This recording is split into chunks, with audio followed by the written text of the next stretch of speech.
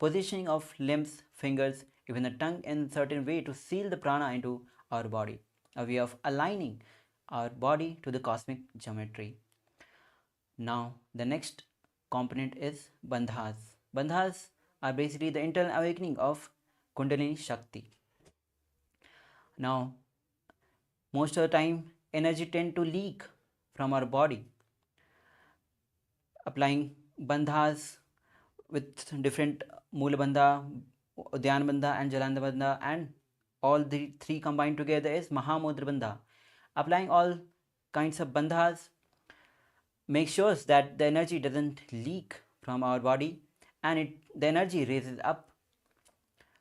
Now the next component of Nityananda Yoga is Karna. Now performing Karna puts us in a high state of awareness of our body, engaging the multiple parts of body at the same time, which involves a synchronized movement of fingers, hands, legs, and even the hips. Now the next Karna is visualization. Now in the science of yoga, context and intentions are everything. Why we bend our body matters. For whatever intentions we move the body, the experience will be delivered to us. That is why in Kailasa's Nityananda Yoga, we maintain the space of yoga as a ritual, a direct connection between Paramashiva and us. Now, through every asanas, we will be visualizing different forms of gods, goddesses, even the different creatures, animals, which by imbibing those energy, that deep experience gets settled in us with every posture. Now the next component of is yoga, is Japa. Japa is the internal chanting of mantras with the visualization of it rotating in the throat in a circular way, allowing us to feel the mild vibration of that mantra. Wearing a Rudraksha bead exactly on this Vidya chakra in the hollow of the throat. Now, whenever the sound uttered, that Rudraksha, the mantra coming out will have the quote of that mantra. Now, the next component is chanting. Now, mantra is a Sanskrit word that describes a sacred utterance, sound, syllable, single word, or even the group of words. Mantra has a spiritual power with or without phonetic or literal meaning. Now, every asana has its sastra pramana, which is directly bestowed by Paramashivam himself. Now, the next component of Kailasa's Nityananda Yoga is weights. We use weights in Dvitiya Vinasa Krama to intensify the practice of 308 asanas. Now, the next component is Mandelas. Mandala is simply the representation of the cosmos, and the human body is analogous to the cosmos itself. Mantra is a diagram into which deity can be invited using the corresponding mantras. Now, as you can see behind, there is Sri Chakra behind.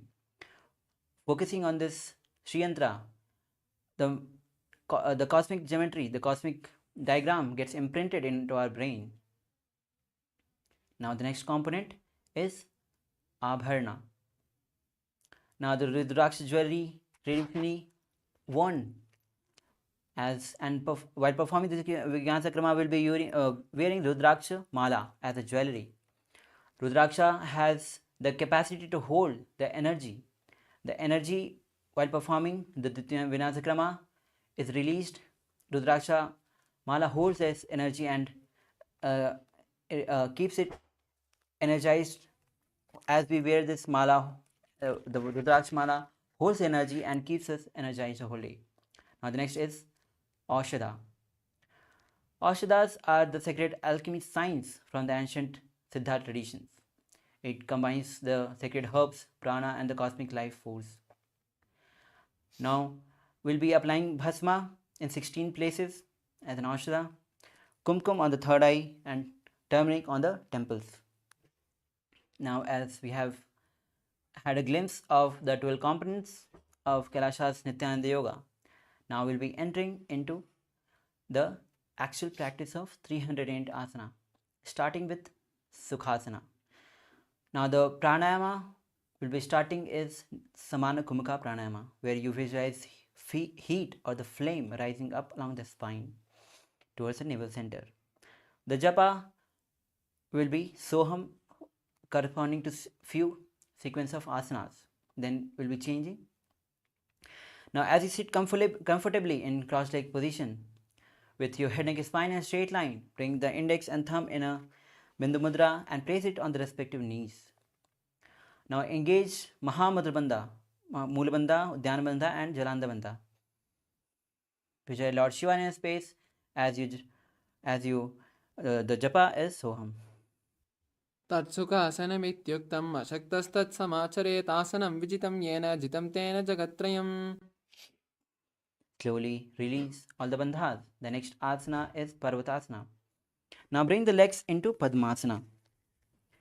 Bring the palms together at the heart center and raise it above the head, elbows straight.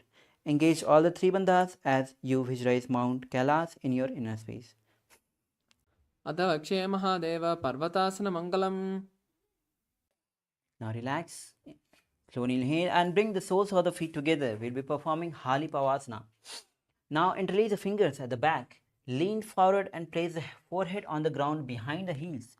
Engage all the three bandhas. Gaze to the nose as you visualize Swamiji in your inner space.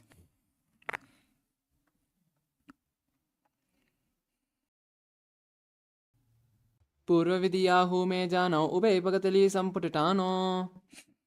Now slowly inhale. The next asana is Nagya Pavasana. With the same seated posture, with soles of the feet together extended forward.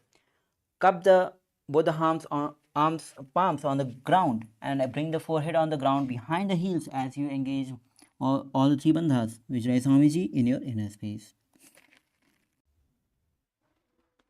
पूर्वविधि पर्यागानैनी च होई बहूनि पनास्यो लगाई. Inhale, rise up. Now the next asana is Kokilasana. Now as you hold the big toes in Prana Mudra with the respective hand, now enter into Padmasana. Bring the elbows down, lean forward, visualize crow or the bird in your space as you engage all the three bandhas. अथान्यदासनं वक्षे येन सिद्धो भवे नरः अकस्माद्वायुसञ्चारं कोकिलाख्यासनेन च. Inhale slowly and rise up. Now the next asana is Neti Asana as you bring one ankle on the opposite knee. Hold the opposite elbows. Gaze to the nose. Visualize Swamiji in your space as you engage Mahamudra Bandha. Rotate the arms in the circle in one direction and then opposite direction. घोड़ा भामा पादकी आहुमाहली सोये दक्षिणको वारलोता परिकुल्पसमोये. Inhale. Now the next asana is Gajasana. Now place both the palms on the ground forward and lift the hips high, feet little forward. Visualize elephant in your inner space as you scoop the head forward and down. Engage Mool Bandha and Uddiyana Bandha. नुज्जं पादाग्रे Bhoom कृत्वा लम्बी बोयमस्तकाग्रे निधाय. Now relax. From the same Gajasana position, lift the right heel up and press the left heel down. And switch the position of the heels alternately on both the legs as you engage Mool Bandha, Uddiyana Bandha. Visualize bear in your inner space.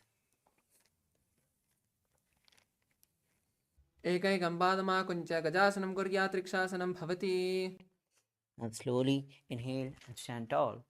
Now we'll be performing the next asana, which is Vaishyasana. Now stand on the big toes. Bring both the hands at the heart center, index, middle and ring finger at the heart center. Now engage Mool Bandha, Uddiyana Bandha as you visualize Swamiji in your inner space. केशेन पादैक्लं बद्ध्वा तिष्ठेत दोमकः तव ईशावक्षेत् कृत्वा सत्यवान् भवेत्. Now we'll be performing the first karna, which is Urdhva Janu Karna. Now bring the legs in Armandi, which is heels together, feet apart at 45 degrees, knees bent.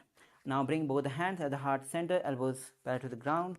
Now we'll be lifting and swinging the legs and hands simultaneously across to the heart center and then to the position, and repeating this on the other side as well, doing this sequence on both the sides.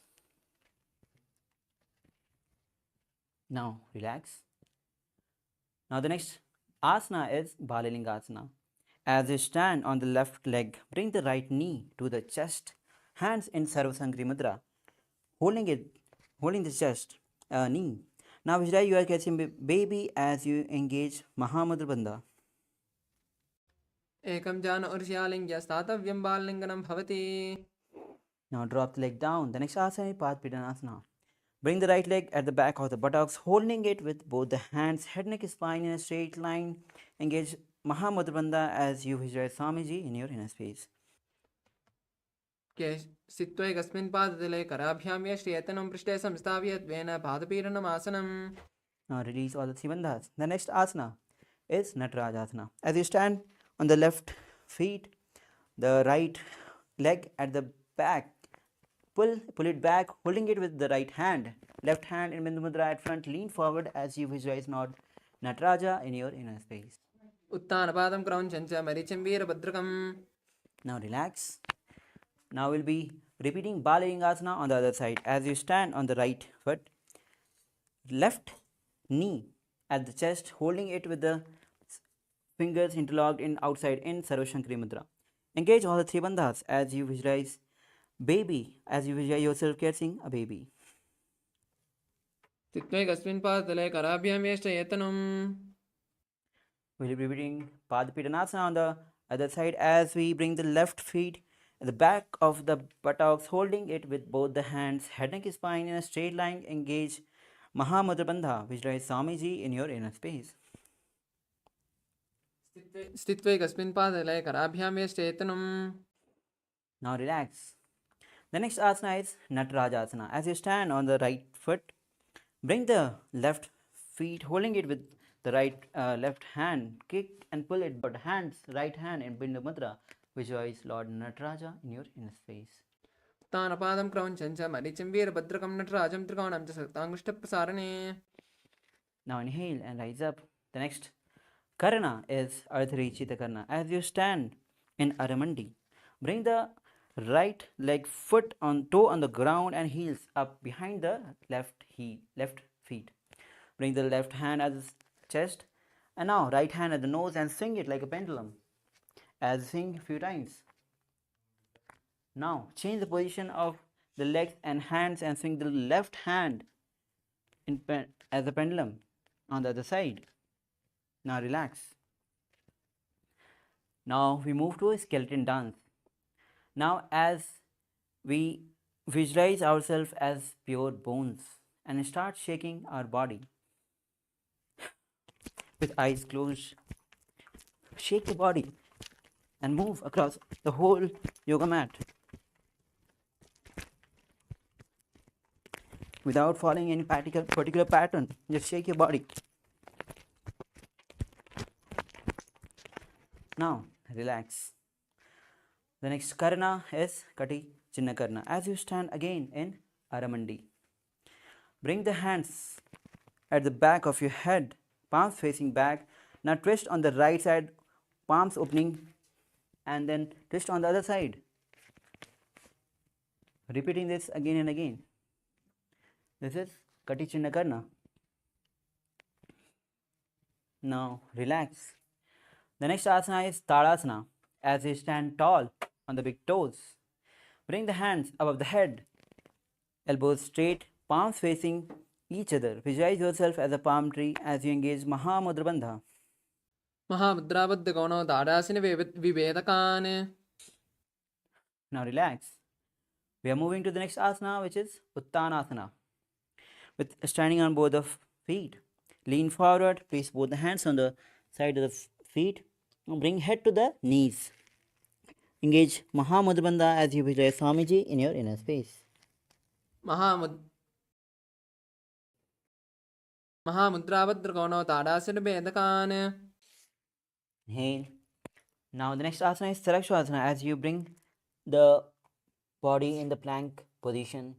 Now tuck the chin to the chest and start rotating from left Right, in the Rakshasana, as you visualize Swamiji in your inner space. आसनवस्थित्वा मस्तकं वारं वारं दक्षिणकक्षं सव्यकक्षं नयेत् तत्श्वासनं भवति. Now lower your body down. Now the next asana is Bhujangasana, as you keep the toes pointed backwards, hand side of the chest. Now lift the chest up with the support of the lower back. Now open the mouth in Bhujangri Mudra. Open and inhale through the hollow of the throat. अङ्गुष्ठनाभिपर्यन्तम् अधोभूमौ विनिषेत् कराभ्यां चतुरां दत्त्वा उदशीषपणिवहि. Now relax. The next asana is Sasasana. As we bring the body again in plank position, now bring the right knee to the chest, pull it back, and then left knee to the chest as you visualize Swamiji in space, and keep alternating the feet on the chest alternatively.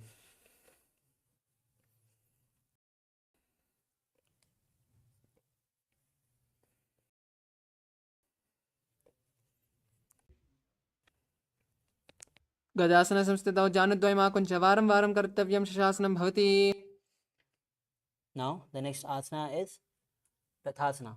As you bring one leg between the hands and jump and bring the left leg between the hands and keep alternatively shifting the position of the leg as you visualize chariot in your inner space. गजासनस्थितौ एकैकं पादं पूर्वमार्गेण भ्रामयित्वा कर्तव्यं रथासनं भवति. Now relax. The next asana is Veerbhadrasana. As you stand tall and bring the right leg front, toes facing forward, left leg back, feet opening at sides. Now knees, right knee bend at 90 degree, hands above the head, palms facing up, gaze to the third eye as you engage Mool Bandha, Udyana Bandha, and visualize yourself as Lord Veerbhadra. तानपादं क्रौञ्चं च मरीचिं वीरभद्रकं नटराजं त्रिकोणं च सुप्ताङ्गुष्ठप्रसारणे. Now relax. Now switch the position of the leg.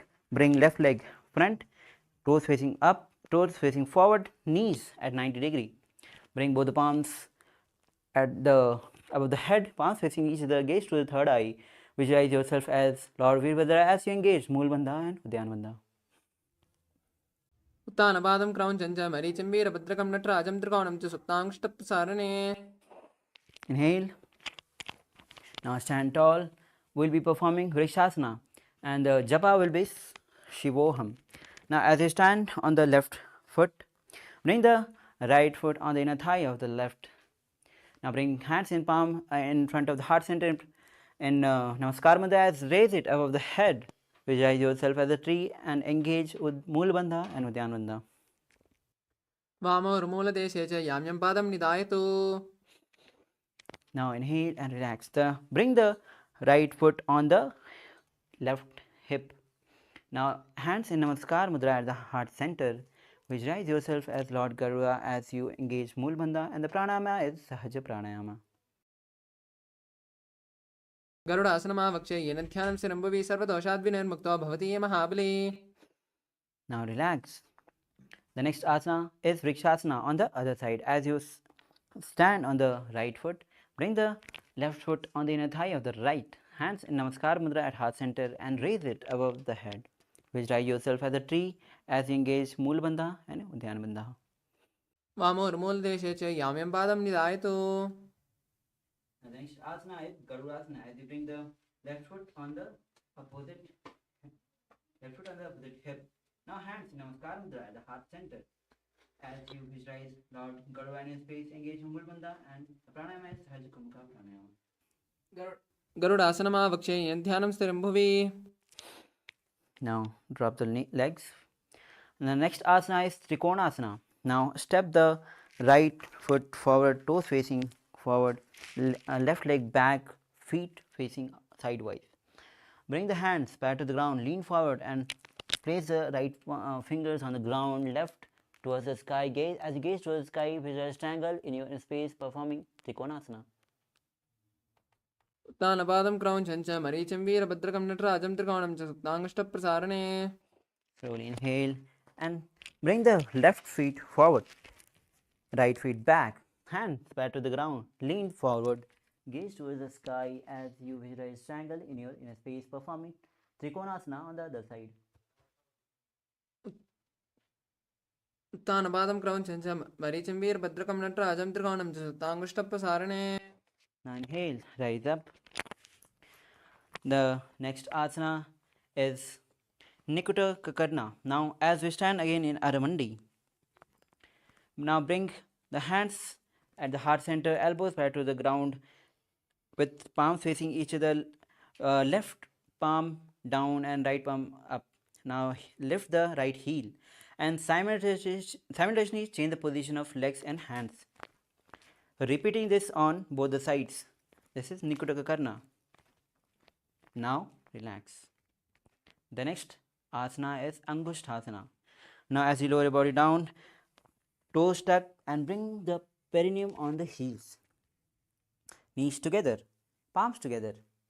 The Japa is Sadashivoham, and as you visualize Swamiji in your space, engage Mulbandha as the pranayama is Brahmari Kumaka pranayama, where you inhale like a male bee and exhale like a female bee.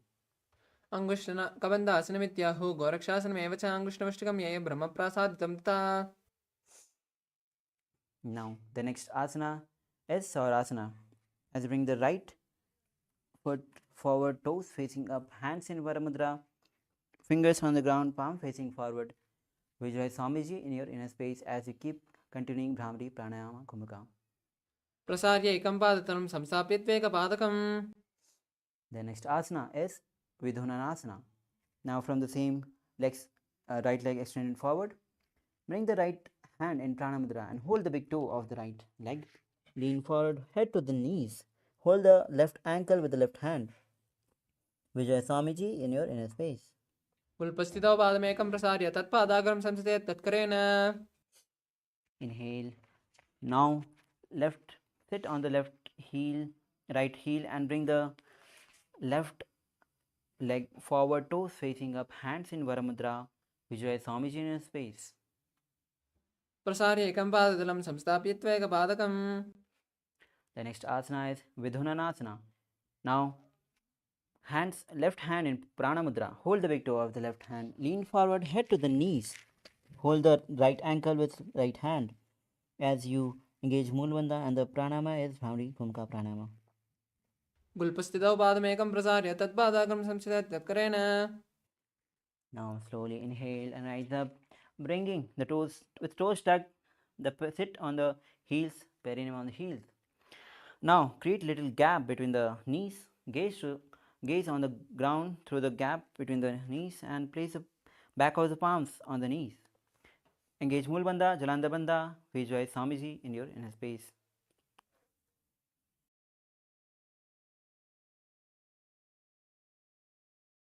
दो पनापानि होय वैसे एरी दो गोड़ा निवेसे. Release the Dhyana Bandha, release the Jalandhar Bandha. The next asana is Kapilasana.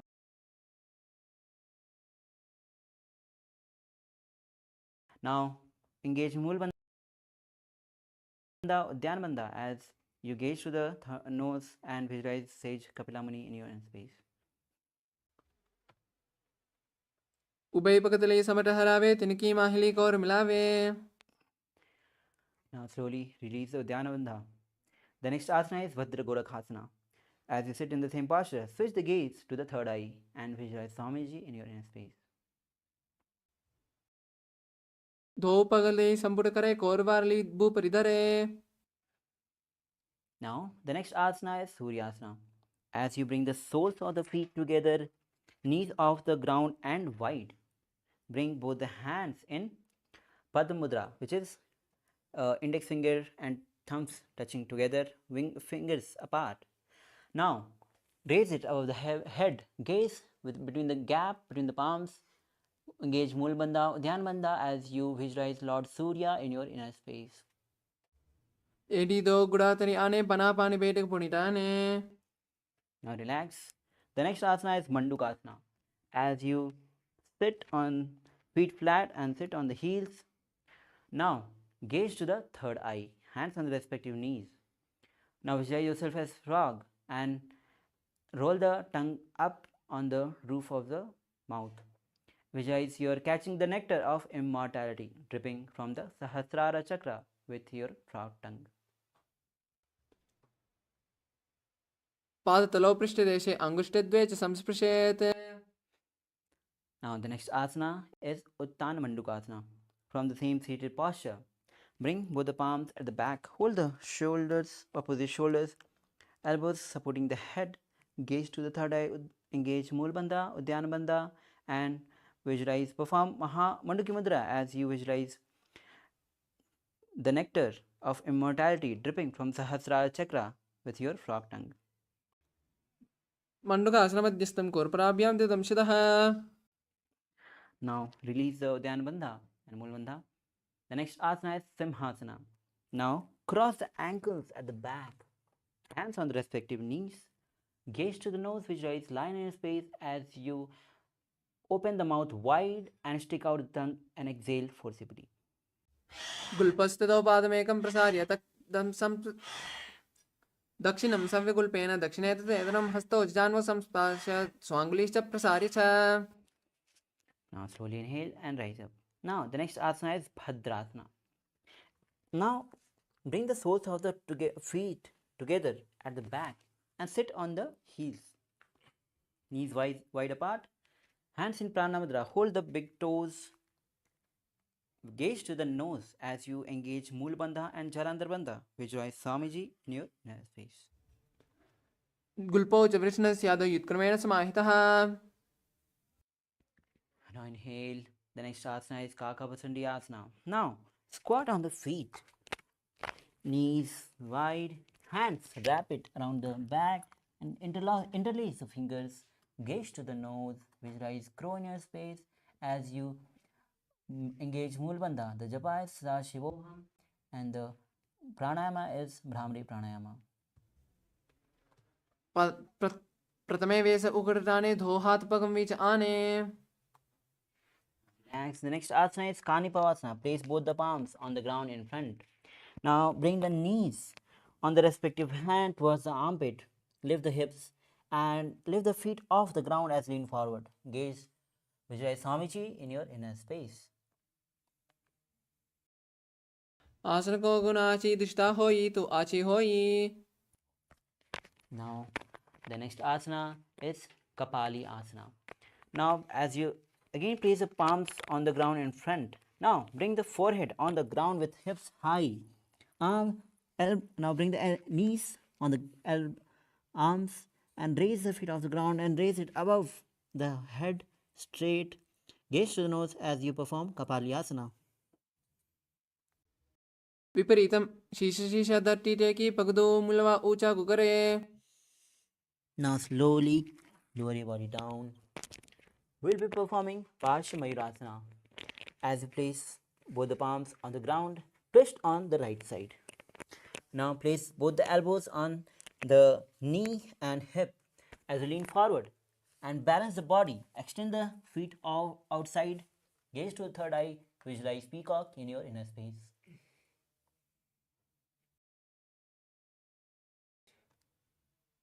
मयूरं दंडवत् कुर्यात् मयूरं दंडनामकम्. Now relax. We'll be performing Parshamayurasana on the other side as you twist on your left side. Elbows on the knees and hip. Lean forward, balance the body and extend the feet outwards on the sides. Gaze to the nose, gaze to the third eye. Visualize peacock in your inner space. मयूरं दंडवत् कुर्यात् मयूरं दंडनामकं कुर्यात् मयूरं पार्श्वाभ्यां मयूरपार्श्वनामकम्. Now relax. Bring the body in the plank position. The next asana is Bhairaginathasana. Now bring right foot from outside between the hands. Gaze to the third eye. Visualize Lord Kalabhairava in your space. The pranayama is Rejika Kumbhaka pranayama. तेने आसन को गुण पीती जाई. Now bring the right leg back from the plank position. Now bring the left foot from outside between the hands. Gaze to the third eye as you visualize Lord Kalabhairava in your inner space. आसन को गुण पीती जाई. Now again from the plank position. The next asana is Unmukh Pitasana. Now drop the knees on the ground. Hips high. Bring the feet a little closer to the body. Gaze to the third eye as you visualize Swamiji in your inner space. पुण्यस्थौ Jahnavi हस्तौ चतुष्पदौ आमुखम्. Now bring the body again in plank position. We will be performing Vasishtha Asana. Now with right palm on the ground, hands straight, twist on the left side, left hand towards the sky. As you're gazing to the sky, visualize Sage Vasishtha in your inner space. ऊर्ध्वकुक्कुटवासिष्ठ मरीचिहाल मत्स्यकम्परि वित्तं चोदयस्य धनुरम्. Now left palm on the ground, twist on the right side, right hand straight towards the sky, visualize Sage Vasishtha in your space as you perform Vasishthasana on the other side. ऊर्ध्वकुक्कुटवासिष्ठ मरीचिहाल मत्स्यकम्परि वित्तं चोदयस्य विविधं धनुरासनम्. Now lower your body down. Slowly extend the legs forward, toes facing up. Now bring both the palms under the buttocks with palms facing up. As you gaze to the nose, visualize Lord Hanuman in his space, engage Mool Bandha, Jalandhar Bandha, and the Japa is Mahasadaशिवोहम and the pranayama is Rejka Kumbhaka pranayama. दो कर की ube हथेली कोरबारली में ले भेली.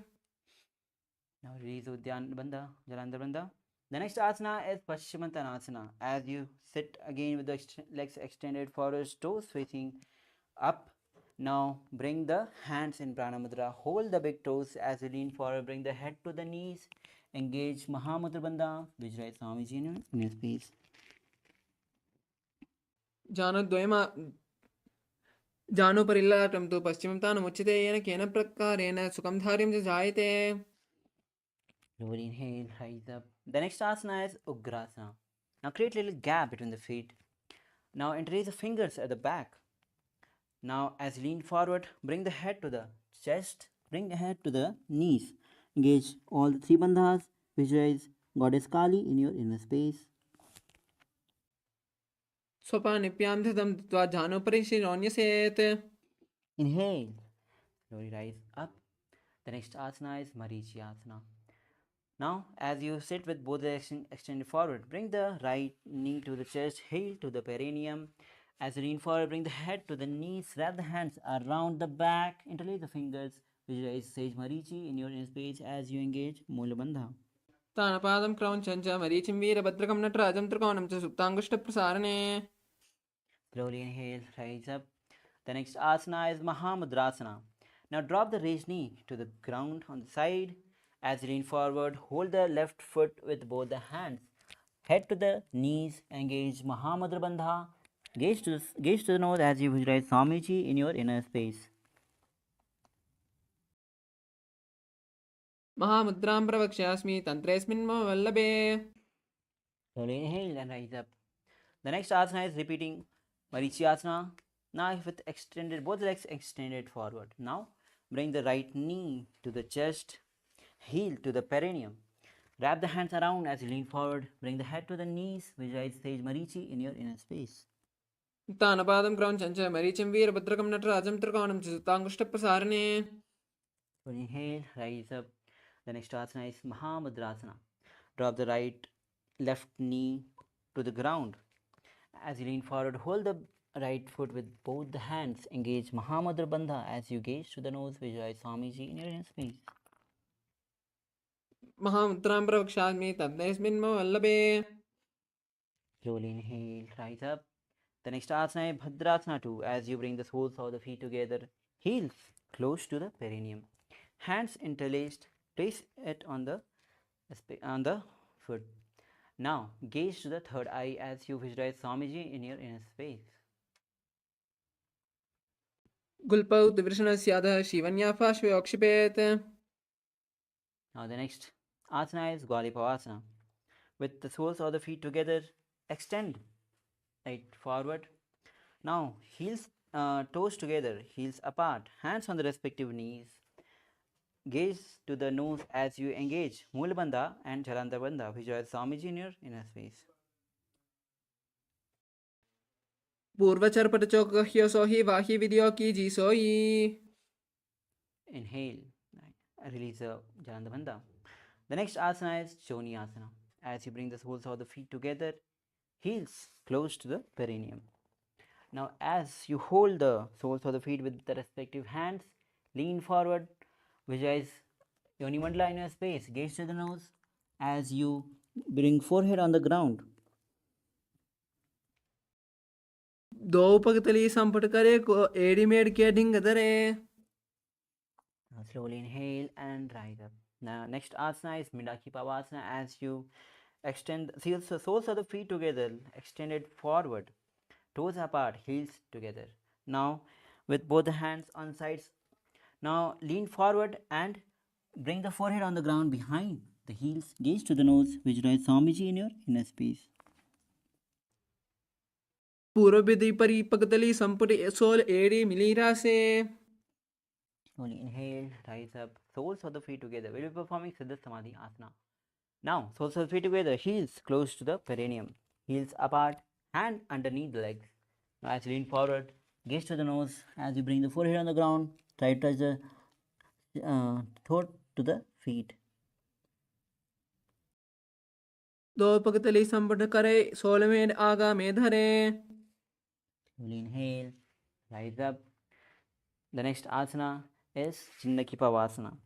Now, as you sit with the soles of the feet together, heels close to the perineum, knees wide apart, hold the big soles with both the hands and open it like a book.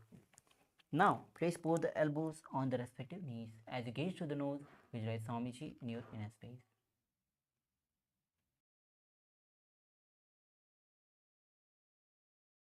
दो पगतली AD धरती मिगवा में गावे पगतली माहिली core अंगूठा सीधी जोड़ी. Slowly inhale. We move on to the next asana, which is Charpachaukasana. As you sit with the soles of the feet together, heels close to the perineum, place both the hands on the respective knees, pressing it down to the ground. As you engage Mool Bandha or Dhyan Bandha, gaze to the third eye, visualize Swamiji in your inner space. दो पगतली संपट धरे आगा में कर jar पसारे. Now release all the bandhas. The next asana is Bhairavasana. Now, as you sit with the toes tucked on the ground, heels up, knees wide apart and on the ground. Hands in Bindu Mudra. Place it on the respective knees. Gaze to the nose and gaze to the third eye as you visualize Lord Kalabhairava in his space, engaging Mool Bandha and Dhyana Bandha.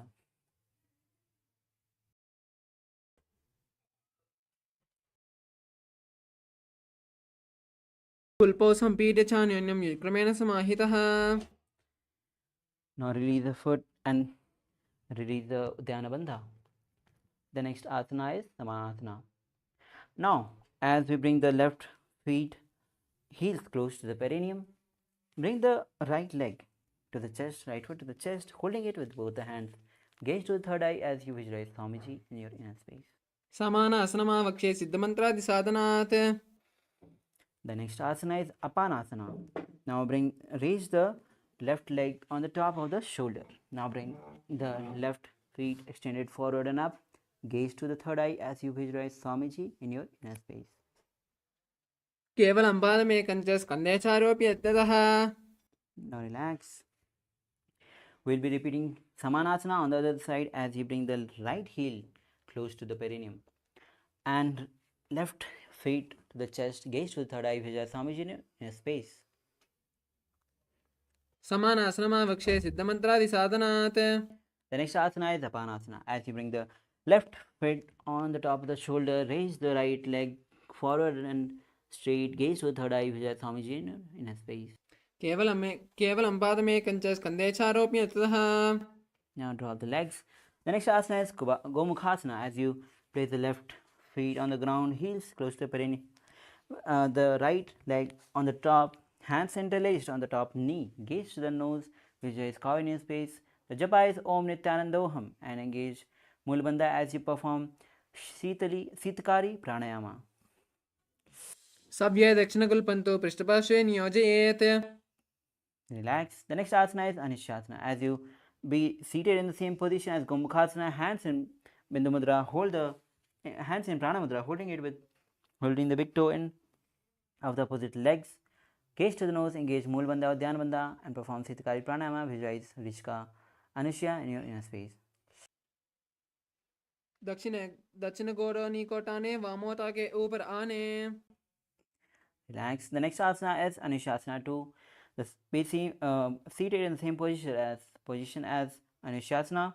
Interlace the fingers at the back, lean forward, bring the forehead on the ground. Visualize Rishikanusha in your inner space. जीवना गोड़ा की संधि उपरिदावा गोड़ा की संधि.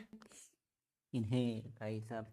Next asana is Garudasana 2 as you bring the left heel to the perineum, right knee raised, feet closer to the body, hands on respective knees, gaze to the nose, Sitkari Pranayama as you visualize Lord Garuda in your inner space and engage Mula Bandha.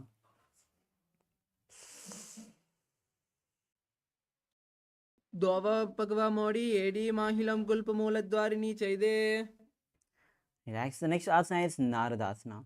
As you sit on the left heel, interlace the fingers and twist on the right side, elbows on the knees, gaze to the third eye, visualize Sage Narada in your inner space.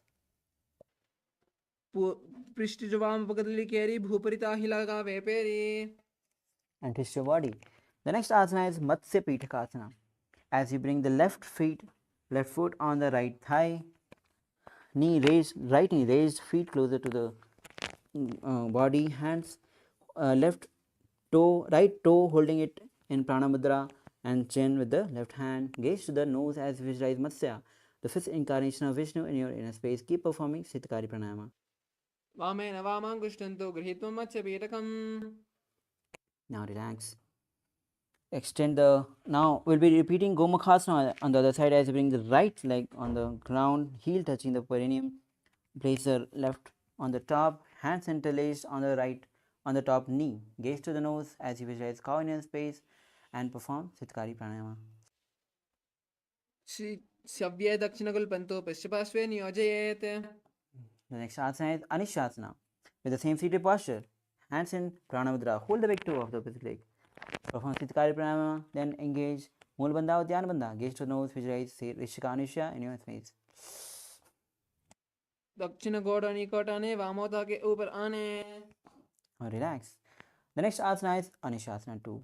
Interlace the fingers at the back, lean forward, gaze to the nose. Visualize Rishikanisha in your face as you bring forehead on the ground. Try to touch the nose to the knees. जीवना गोड़ा की संधि उपरिदावा गोड़ा की संधि. Slowly inhale and rise up. The next asana is Garudasana 2. Now bring right heel close to the perineum. Left knee to the chest, hands on respective knees, gaze to the nose, visualize Lord Garuda in your space. Davo Pagva Modi, Edi Mahilam Gulpa Muladwarini Chaide. Now, the next asana is Naradasana. As you sit on the right heel, hands interlaced at the back, twist on your left side, elbows on the knees, gaze to the third eye, visualize Sage Narada in your inner space. Pishtijuvam Pagadli Keri Bhuparita Hilaga Veperi. Now untwist your body. The next asana is Matsya Pitakasana. As you bring the right foot on the left thigh, left knee raised, hold the left big toe with the left hand. Visualize Matsya, the fish incarnation of Vishnu, as you gaze to the nose and keep performing Sitkari Pranayama. Vamena Vamang Gushtanto Grihitvam Matsya Pitakam. Now bring both the legs at front, toes facing up. Next asana is Matsendra Asana. As you bring the left foot on the opposite thigh, raise the right knee, right foot on the ground, twist on the left side, left elbow on the right knee, hand on the palms on the ears and the right hand at the back, gaze to the third eye, visualize Sage Matsendranatha in your inner space. Urdhvopari Udaram Paschima Vasam Kritvadishtede Yatnatha. Now, bring the left hand in Pranamudra, hold the right big toe, right hand on the ear, gaze to the third eye, visualize camel in space. Asana Goguna Jolo Jaye. The next asana is Matsyendrasana 2. Drop the right hand on the ground at the back, hold the chin with the left hand, visualize Visualize Matsendra Nath in your space as you perform Matsendra Asana 2. मत्स्येन्द्रपीठं चित्रप्रदीप्तं प्रचण्डरक्मण्डलखण्डनास्त्रम्. Now slowly untwist your body. Extend both the legs. Bring the right foot on the left thigh now. Raise the left knee. Twist on one side, on the left side, elbow on the knee. Hand on the ear. Left hand on the palm on the ground at the back. Gaze to the third eye as you visualize Sage Matsendranatha in your inner space, performing Matsendranatha Asana. उत्तरं पश्चिमाभासं कृत्वा तिष्ठते यत्नतः. The next asana is Kubasana. Now bring the right hand in Pranayama, hold the left big toe, left hand on the knee, on the ear. Gaze to the third eye, visualize camel in your inner space. आसनको गुणजोलो जाये. Drop the left hand on the ground at the back. Hold the chin with the right hand. Still back. Gaze to the third eye as you visualize Matsendranatha in your inner space. मत्स्येन्द्रपीठं झट्रप्रदीप्तं प्रचण्डरक्मण्डलखण्डनास्त्रम्. Now slowly inhale and twist your body. Bring the legs in Padmasana. The next asana is Padmasana. Now as you bring both the hands in Prana Mudra, holding the big toe of the opposite big toe. Now gaze to the nose as you engage Mahamudra Bandha, visualize Swamiji in your inner space.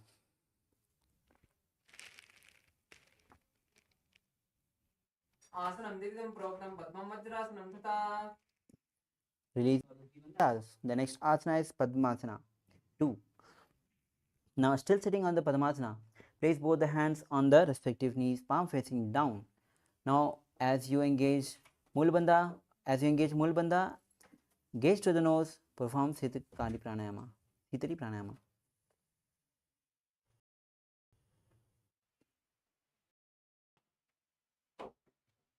तानवचरणं कृत्वा उरुसंस्थौ प्रयत्नतः. Now the next asana is Kukkutasana. As you still seated in Padmasana, place both the hands between the calves and thighs, palms on the ground. Now lift the body off the ground. Visualize yourself as a rooster. The japa is Om Nityananda Mahasavashivoham, and the pranayama is Sahaja Pranayama. पद्मासनं संस्थाप्य नानोर्वोरन्तरे करौ. Now slowly lower your body down. The next asana is Paddhakeki Asana. Still sitting in the Padmasana, hands on the ground, forehead forward. Now bring the fingers facing towards the body. Now lean forward, bring the elbows side of the navel as you lift the knees off the ground. Visualize Swamiji in your inner space.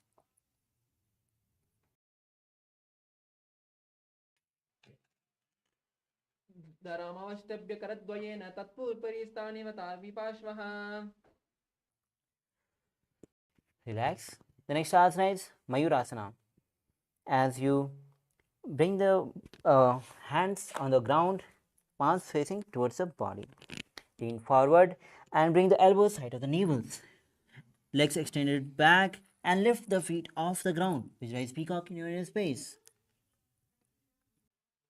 अतः वक्षे Mahadev मयूरासनमुत्तमम्. Now slowly lower your body down. The next asana is Makadasana. Now interlace the fingers at the back, legs extended, feet extended on sides. Visualize crocodile in your inner space.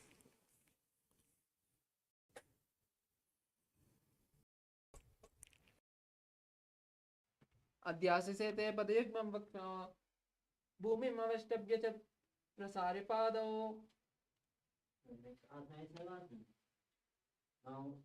Bring the palms side of the chest, toes facing backward, pointed backwards. Now forehead on the ground. Lift the feet and thighs, knees off the ground as you visualize a locust in your inner space. अध्यासिसे ते करयुग्मं वक्ष्णो भूमिम् अवष्टभ्य करतलयोस्तलाभ्याम्.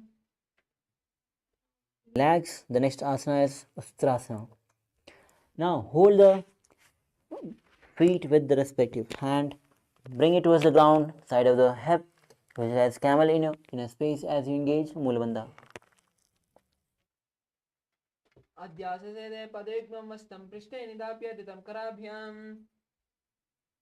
The next asana is Dhanurasana, still holding the feet with both the hands. Now, simultaneously lift the chest and the legs up. Gaze to the third eye. Visualize Shiva's bow in your inner space.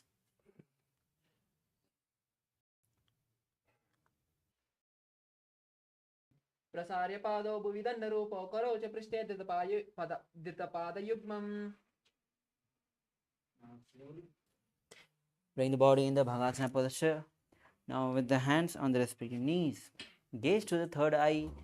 Visualize Swamiji in your inner space.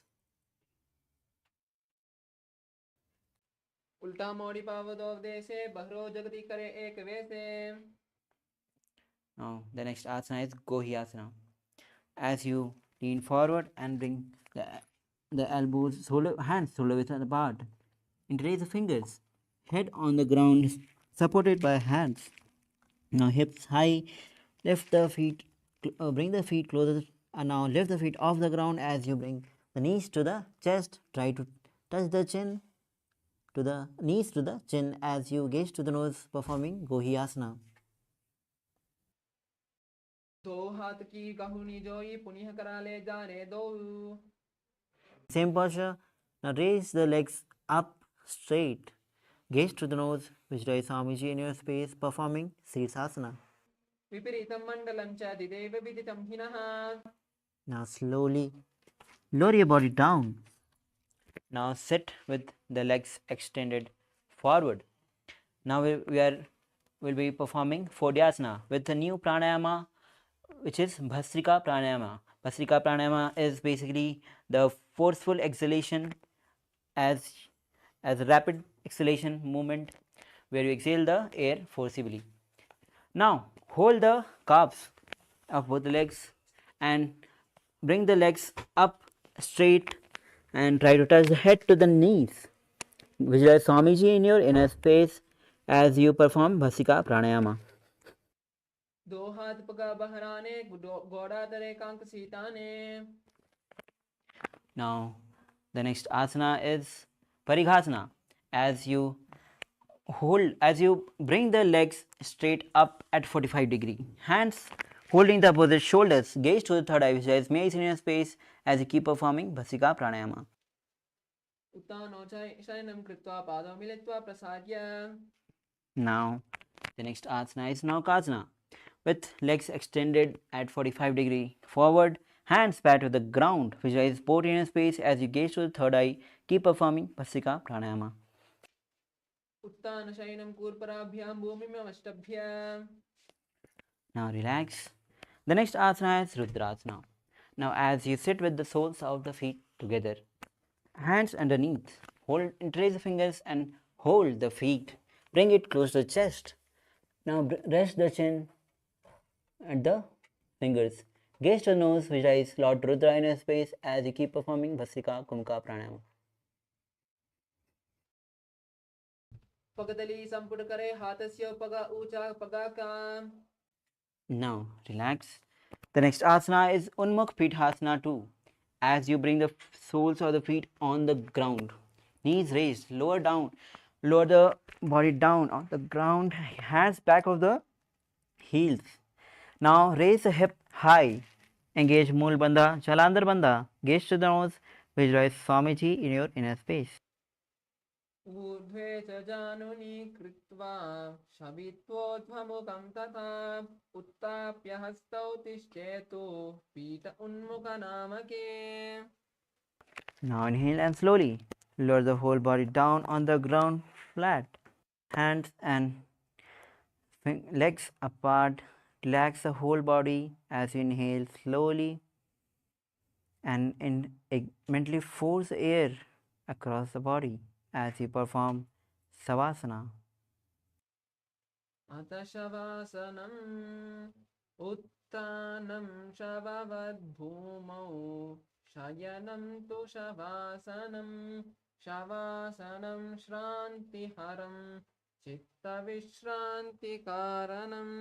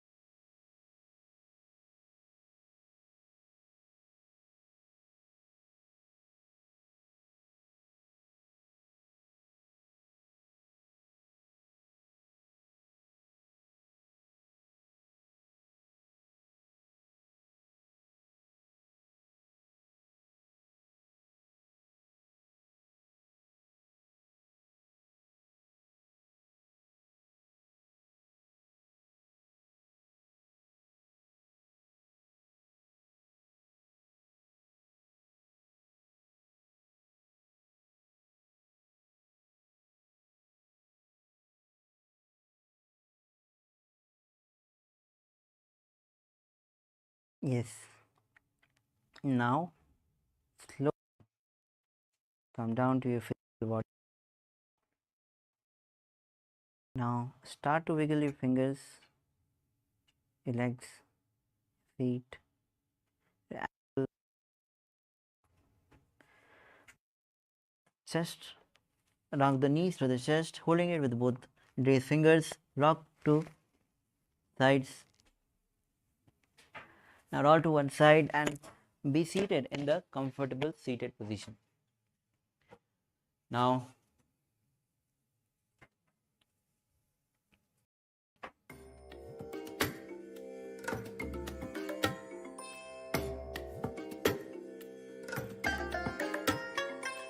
I bless you all.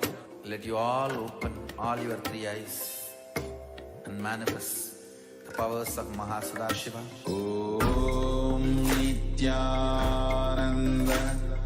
Paramashivoham. Om Nityananda Paramashivoham. Om Nityananda Paramashivoham. Om Nityananda Paramashivoham. Om Nityananda. yes, sorry for the technical glitch. Now, as we have successfully completed 108 asana sequence, congratulations. Now we will be moving on with the next 200 asanas of Dutya Vinyasa Krama. Now, the first asana is Yatha Sanishthasana. As you sit in a comfortable seated position, which brings ease to your physical and mental space. Bring the hands in Bindu Mudra with index and thumb touching together in Bindu Mudra on the respective hands. Visualize yourself as the Supreme Pontiff of Hinduism. Now, throughout the next 200 asanas, the Japa will be Om Nityananda Paramashivoham, and engage Mool Bandha as you perform Samana Kumaka pranayama.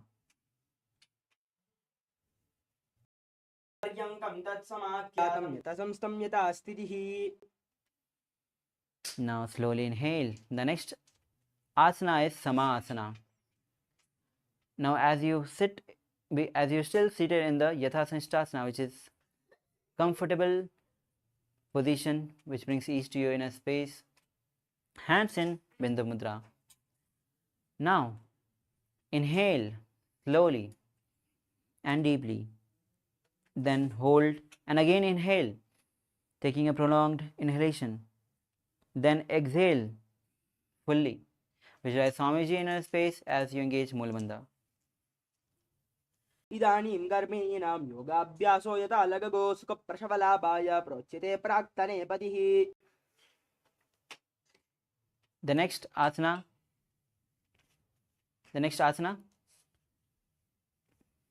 is Muktasana. Now as you bring the left foot against the gentle and place the right foot on the top. Now place the palms facing downward on the knees. Gaze to the nose as you visualize yourself as a sage liberated by the Supreme Pontiff of Hinduism. निपीड्य सीवनीं सूक्ष्मां दक्षिणेत्रगुल्पतः वामं याम्येन गल्पेन मुक्तासनमिदं भवेत्.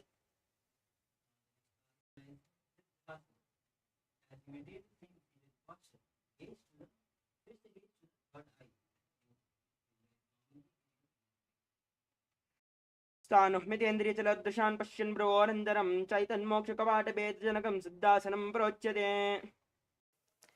Now the next asana is Siddhyasana. As you sit in the same seated posture, now gaze to the nose, gaze to the ground, engage all the three bandhas as you visualize Swamiji in your inner space. वामपादिकी एडी जानो सीवनिमदितासकौण्टानो. Release all the three bandhas. The next asana is Rudrasana 2. Now keeping the legs in the same posture as a Siddhyasana, rotate the hands in Bindu Mudra and place it on the respective knees. Switch the gaze to the third eye as you visualize Lord Rudra in your space, the fierce dimension of Shiva. Engage Moola Bandha. वाम चरण परिदर्शन राखे एक जुगति ऐसे विधि दाखे. Now, the next asana is Santa Dhuna Asana. As you maintain the same posture, hands in the Mudra, gaze to the nose as you visualize Swamiji in your space, engage Moola Bandha. आसन की गुणमन की चंचलता मीटा. Now relax. The next asana is Siddhasana 2 as you maintain the same posture. Now bring the hands in front of the navel, cupping one palm on the over the other, resembling the lotus flower in Samputa Mudra. Visualize yourself as the Supreme Pontiff of Hinduism in your inner space. ऋतुकाय समासीन सिद्धासनमिति ऋतम्. Now the next asana is Pantha Yoni Asana. Now we will be performing Shanmukhi Mudra. Visualize your Sankalpa is manifesting through the womb of creation. Now bring the little finger below the lower lip and ring finger above the upper lip. Now middle finger closing the closing the nostrils. The index finger closing the eye and thumb closing the ears. यत्र मध्ये महादेव बन्धयोन्यासने श्रुवव्यत् कृत्वा केचरे भूत्वा विचरेत् ईश्वरो यथा. Now the next asana is Virasana. As you bring the one foot on the opposite thigh, other foot to the genital region, hands in Bindu Mudra, gaze to the third eye, gaze to the forward as you embody the space and state of bravery. एकं बाधमत एकस्मिन् मन्यस्योररि संस्थितः इतरस्मिन् सदा चोरं वीरासनमुदीरितम्. Now the next asana is Valmiki Asana. As you sit in the same seated posture, switch the gaze to the third eye as you visualize great sage Valmiki, poet and author of Ramayana. दावा बागा की भगतरी पुनि एरि हे Zoya. Relax. The next asana is Joni Mudrasana. Now place the palms on the respective knees with palms facing down. Now gaze to the nose as you visualize Yoni Mandala representing goddess Devi and Shakti, symbol of creative energy of the universe. वामपाद की भगतरी जाहिमा हिली कोरी. Now the next asana is Yoni Asana. As you maintain the same seated posture, switch the gaze to the third eye. Visualize Yoni Mandala in space representing goddess Devi and Shakti, the symbol of creative energy of the universe. योन्यासनं पर्वतेन योगं योगफले निलं तत्कालबलं तावत् केचरे यावदेव हि. The next asana is Bhadrasana 3. Now as you bring the soles of the feet together in front, heels closer to the perineum, holding the feet with both the hands. Gaze to the nose as you engage Mool Bandha, Udyana Bandha. Visualize Lord Veerbhadra in your inner space. भद्रासनं गुल्पोजवशिनः स्यादः सीवन्याः पार्श्वयोन्योक्षिपेत् सव्ये गुल्पददा सव्ये दक्षगुल्पं तु दक्षिणे. Now the next asana is Ghorasana. As you sit with the soles of the feet together, heels close to the perineum. Now gaze to the third eye, visualize Aghori in your inner space. Now roll the tongue on the roof of the mouth. Now bring the right hand and close the left nostril. Inhale through the right nostril. Close both the nostril. Hold the breath and then exhale through the left nostril and repeat on the other side.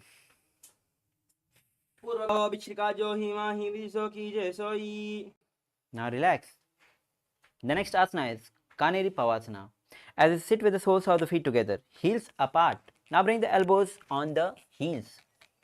Now rest the chin on the palms. Gaze to the nose, engage Mool Bandha, Udyana Bandha as you visualize a female elephant drinking water. ग्वालिपवासन का ह्यो है जासे Yahoo में जाने विदिते से. Now inhale, rise up. The next asana is Parasana.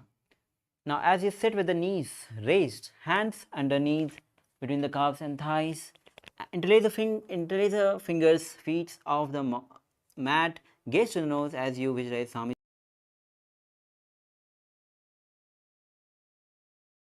Junior in a space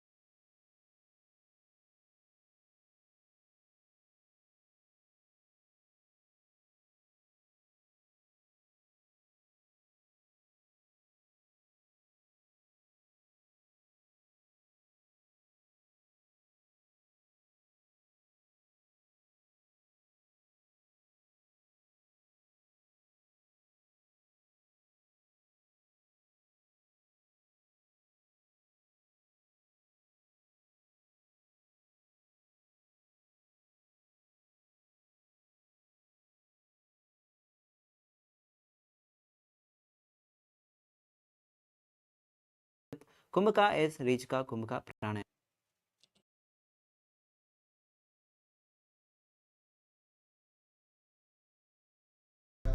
Paramashivoham. Om Nityananda Paramashivoham. Om Nityananda Paramashivoham. Om Nityananda Paramashivoham. Om Nityananda Paramashivoham. Om Nityananda Paramashivoham. Om Nityananda Paramashivoham. Om Nityananda Paramashivoham.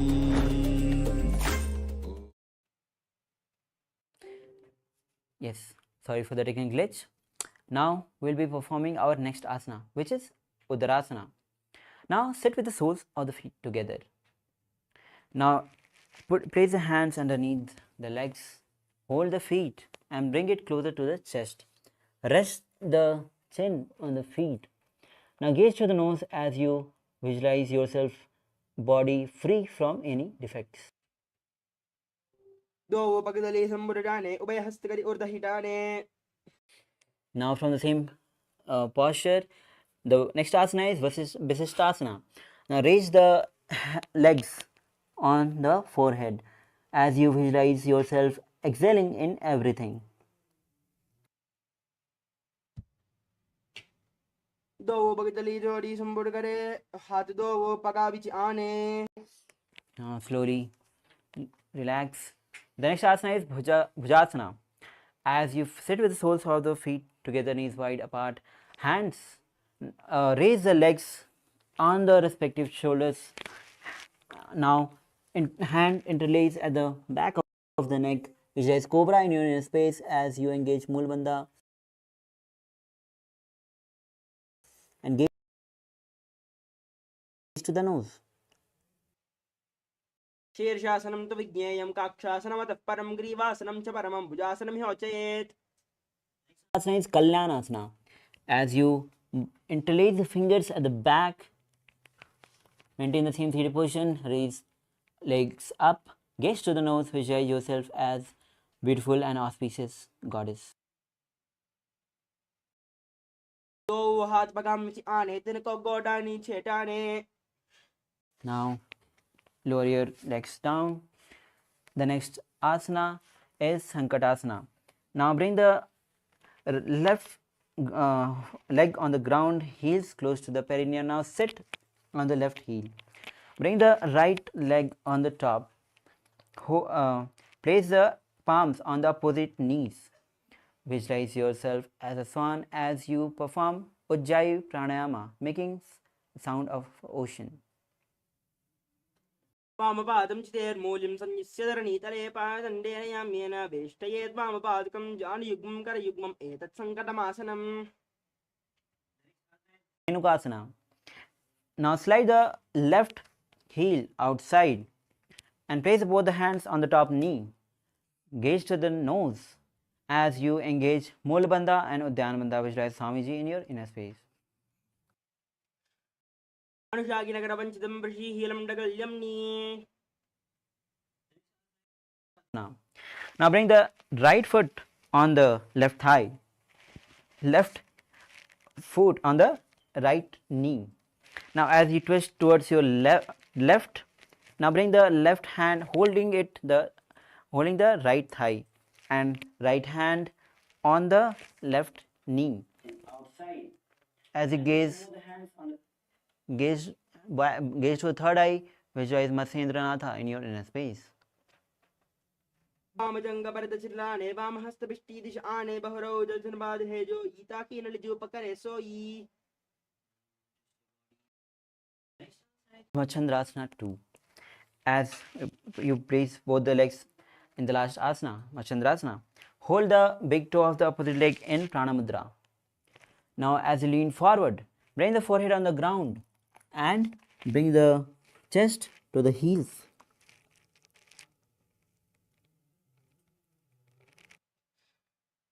प्रथमजी मनोचरणजो ई वामजङ्गपरे राके सो ईताकी AD कड़िसोल्यावे बहरौ जुगति यह और करावे. Now slowly rise up. The next asana is Guru Asana. Maintain the same seated posture. Interlace the fingers and place it on the left knee. Engage Mahamudra Bandha. Visualize Swamiji in your inner space.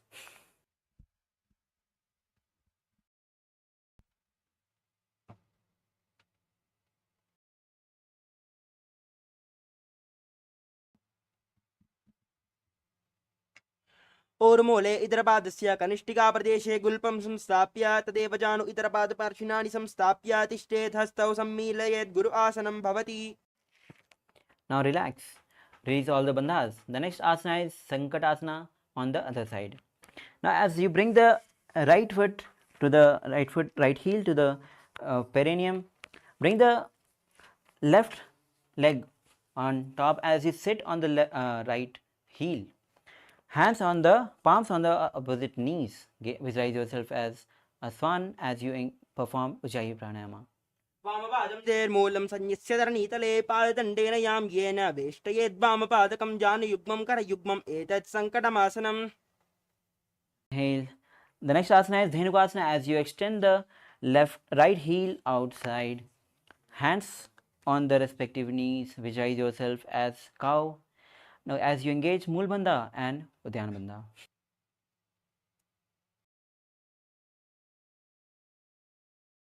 अनुशागिनगरपञ्चितं वृषीहिलं डगल्यं knee. Release bandhas. The next asana is Machandrasana. Bring the left foot on the right thigh and right foot on the left knee.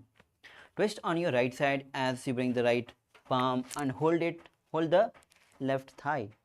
Now left hand on the right knee.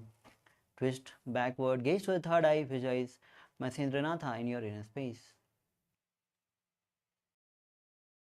वामजङ्गपरिदचिताने वामहस्तपिष्टीदिश आने बहरौ दचनपादहेजो ईताकीनलिजोपकरे सोयी. Now untwist your body. With the same seated posture, hold the big toes of the opposite leg in pranamudra. Now as you lean forward, bring the forehead on the ground, heels touching the chest, visualize Swamiji in your inner space.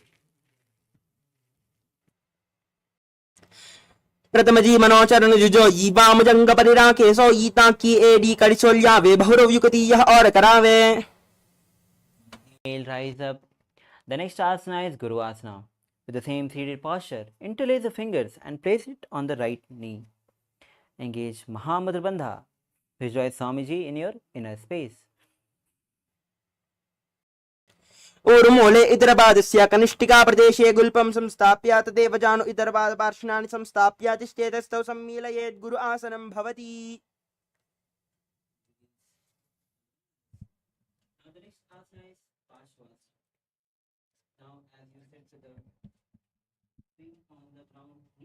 The chest, hold the opposite knees as your chest, your spine straight.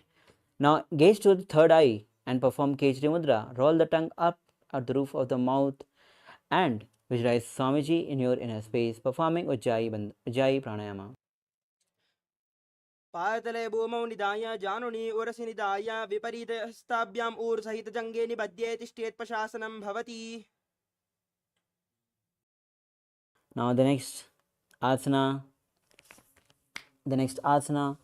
is Bodha Shokasana.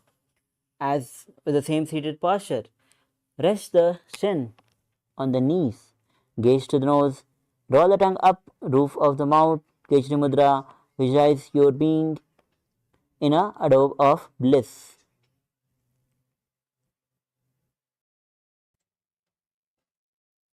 दो भगतली भूपरिदे रेकोर्माहिली ऐसे करेकोर्माहिली उकड़बे से जंगा चाती अग्रनिवेशे. Now the next asana is Kurakatasana.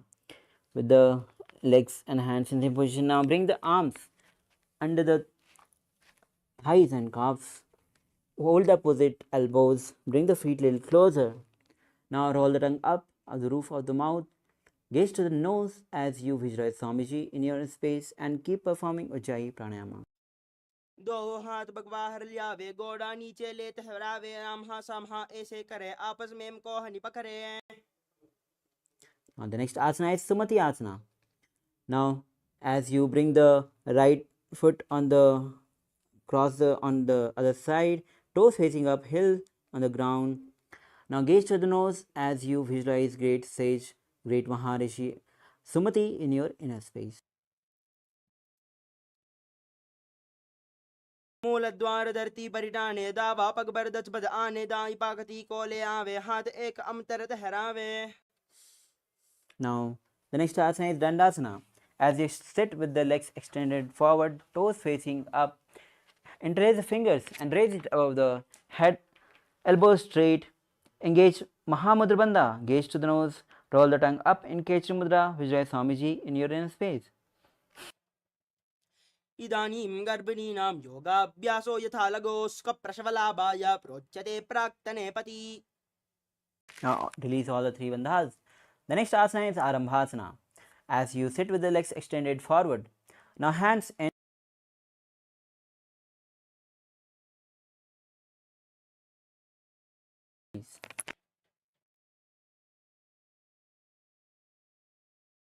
दो वो bug में लिवा पसारी पगा का अंगूठा पकड़ी ले लाट घोड़ा लगावे.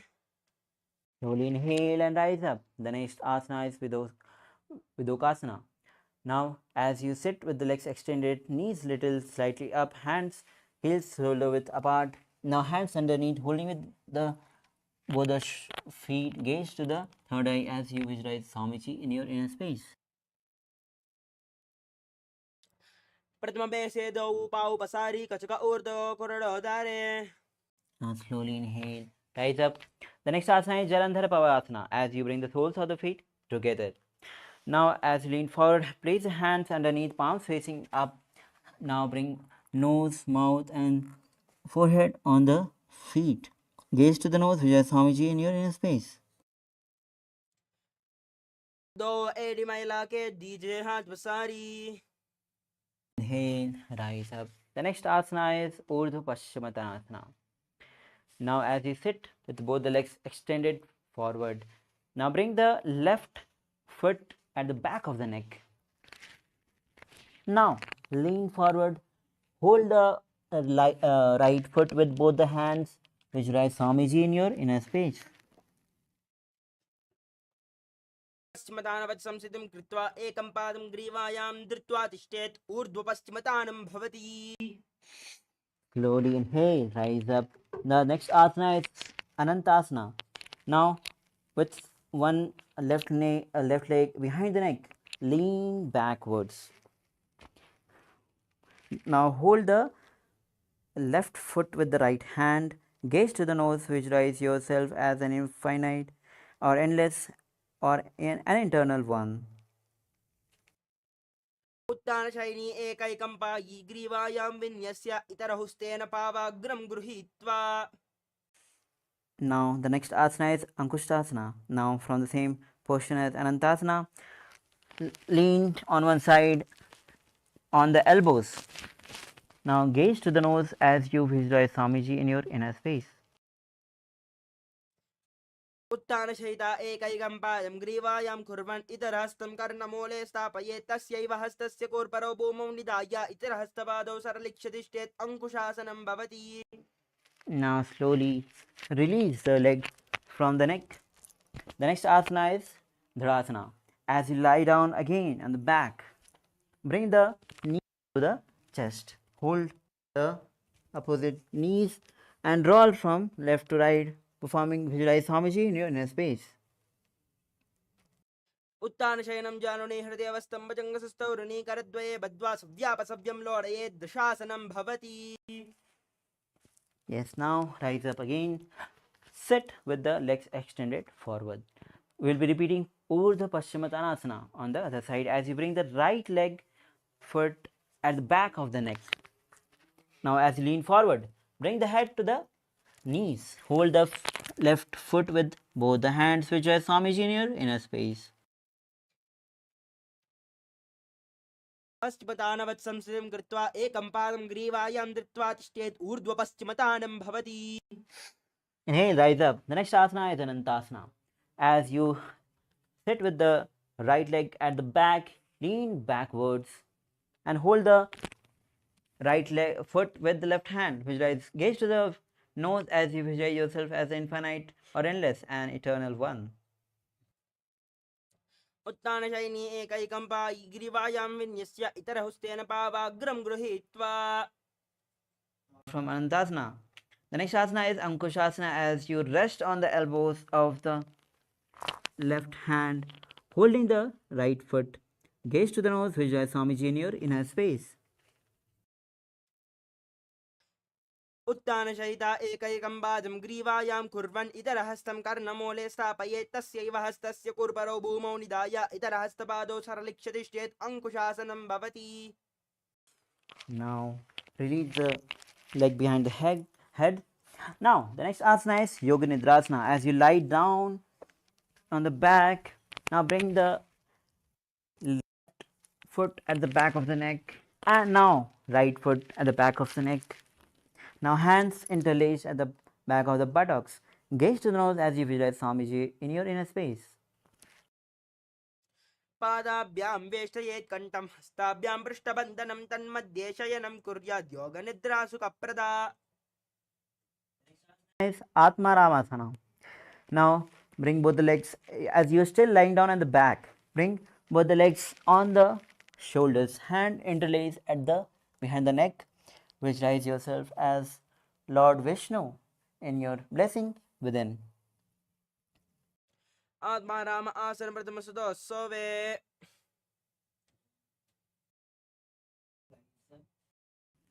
And the next asana is Kochikasana.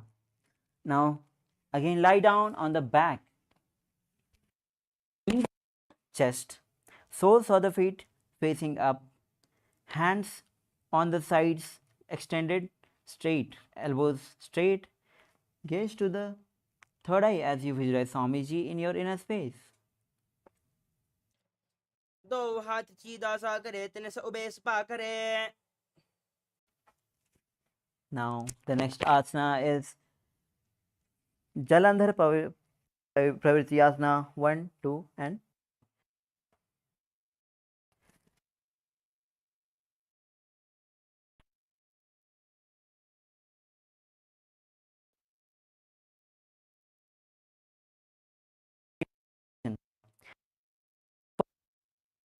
one.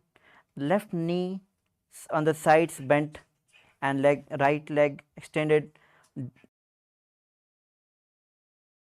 down at front. Now this is first step. The second step is bring the right leg on the top of the bent knee. Third step, extend both the legs on sides, hold it with one hand and rotate the head on the other side, gazing on the opposite side. This is step 3. Now bring the legs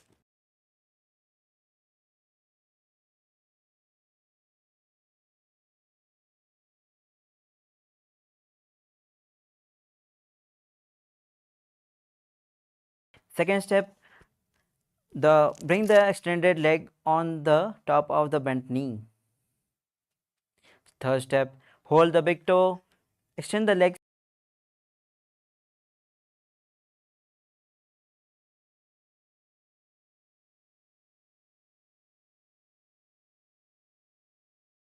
प्रत्यक्कुक्षिबाहे दाहि परिकीर्तकं बद्धकोणं सुप्तकोणम् ऊर्ध्वकोणम्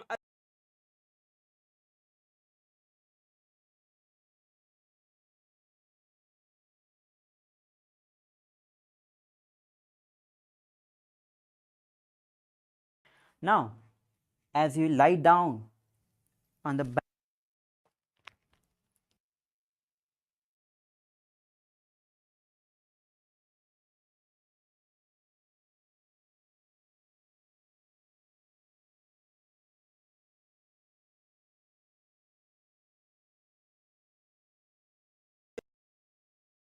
द्वन्द्वा पीठः सर्वबलप्रदं गर्भिणीनां दुर्बलामि इति Gargi जगादनो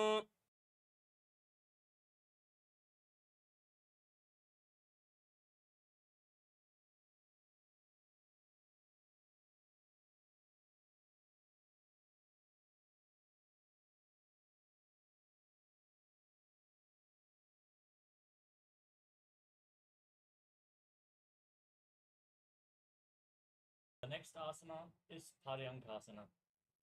Now, with your feet flat, bring your arms over your shoulders with the fingers pointing towards your feet.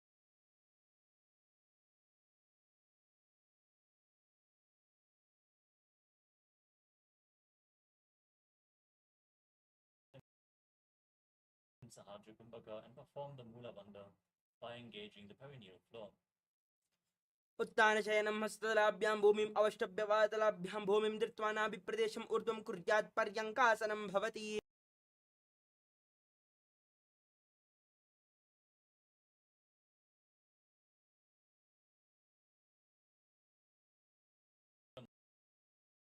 Motion.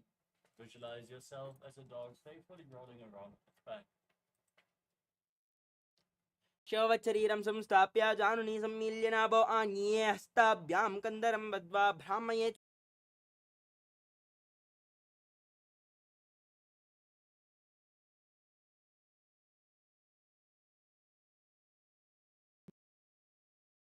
Keeping your hands on the mat for support. As you then move your legs in a circular motion, visualize Swamiji in your inner space and lock your throat internally in Jalandhara Bandha, breathing in Mudra Kumbhaka.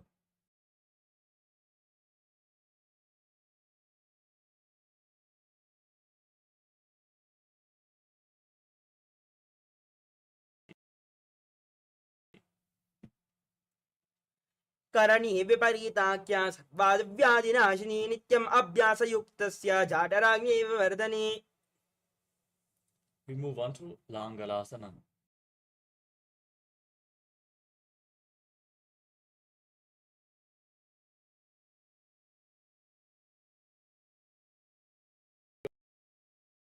Your fingers behind your back and place your hands on the mat in Parashamudra as you visualize yourself as a plow.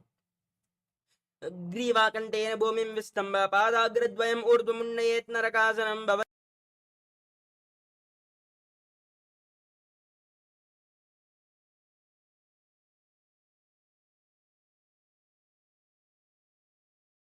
This is one of the 84 different asanas revealed directly by Lord Paramashiva himself.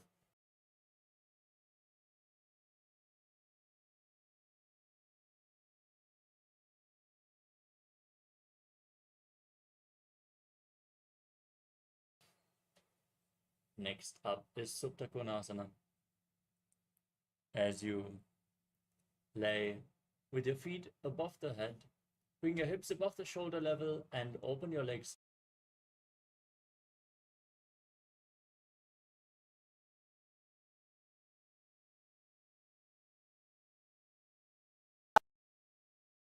अपि च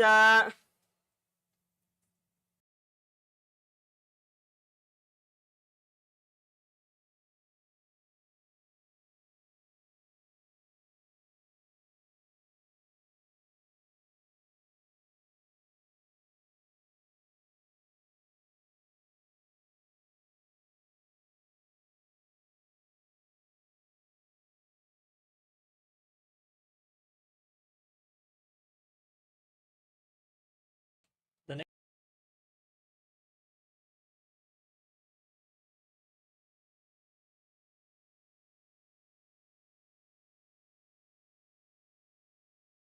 wheel in Chakrasana.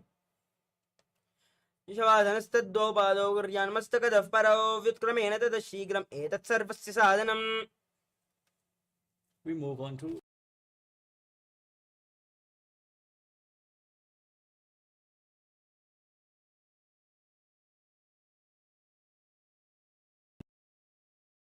index and middle fingers.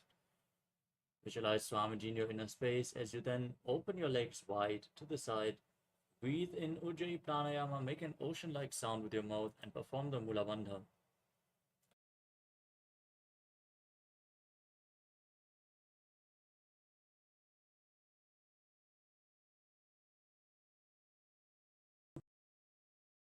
Paramgushtasanam as you visualize Swamiji.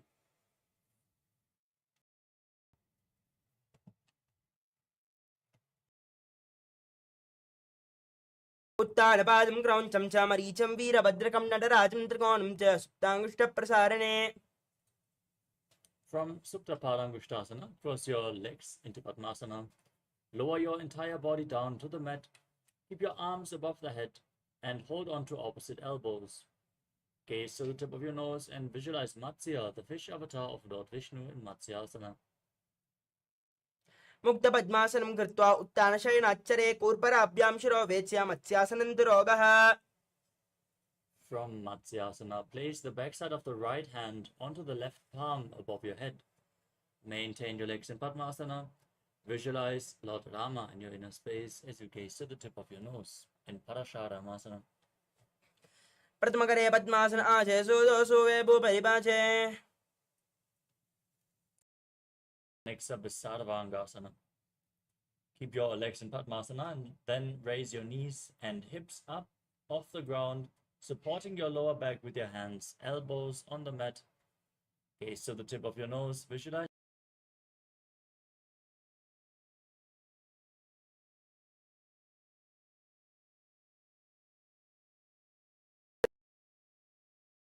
योगिनो निपुनो विद्याभिः पण्डितो यथा the next asana is Vrishchikasana. Now lay on your back and place one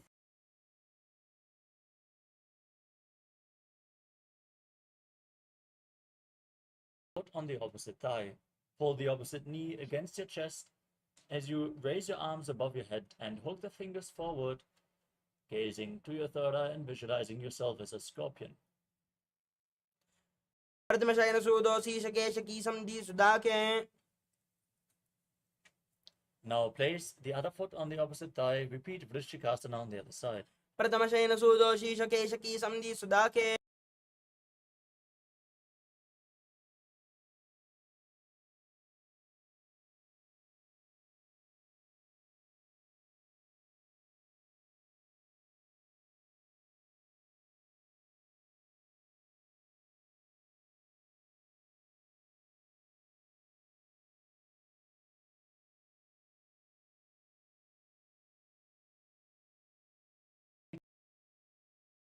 Through your nose in Sahadra Kumbhaka.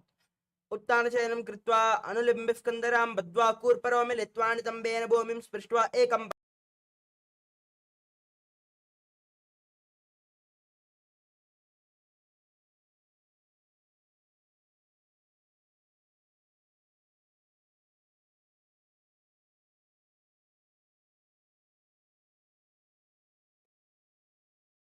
कृत्वा एकेन जानुद्वयमाकुञ्चे कर्णयोः संस्पृशेत् मरोत्थानं भवति।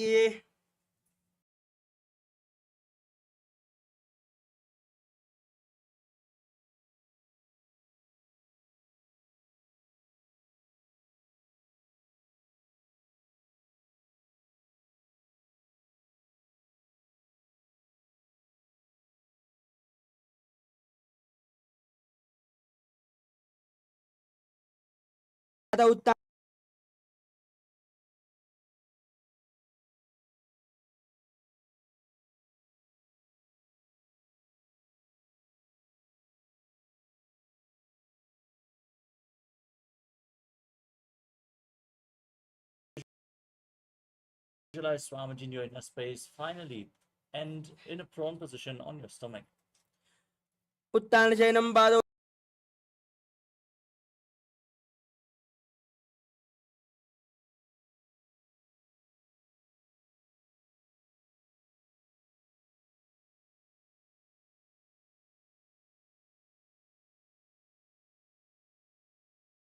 Making the sound of a flute as you visualize yourself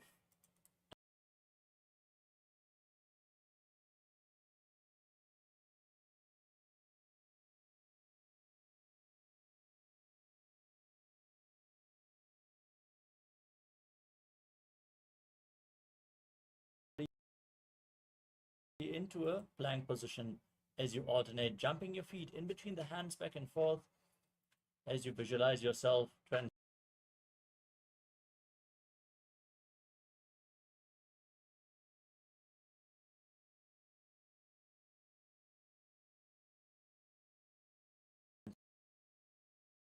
a standing position. Place your hands flat on the mat in front of you. Walk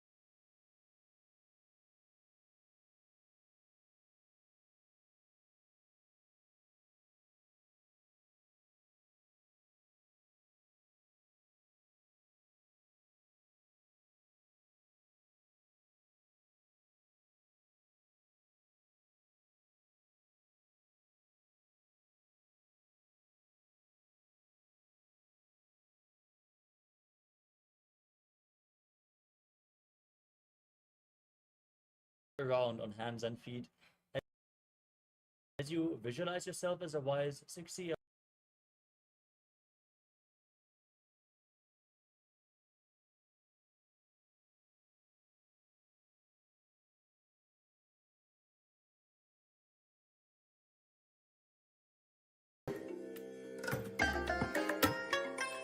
I bless you all.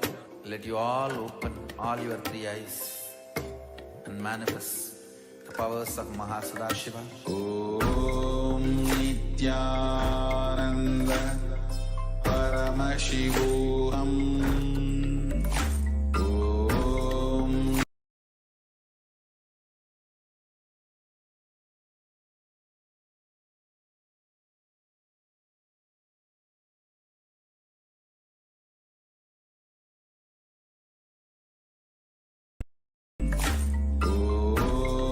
Nityananda Paramashivoham.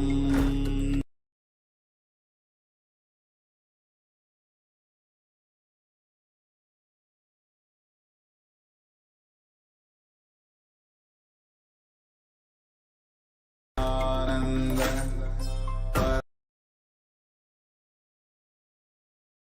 Paramashivoham.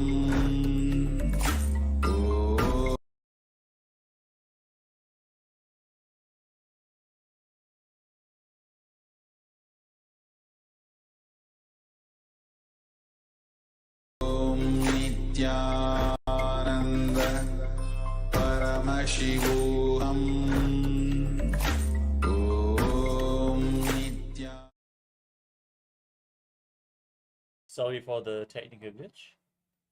I hope we are visible and audible to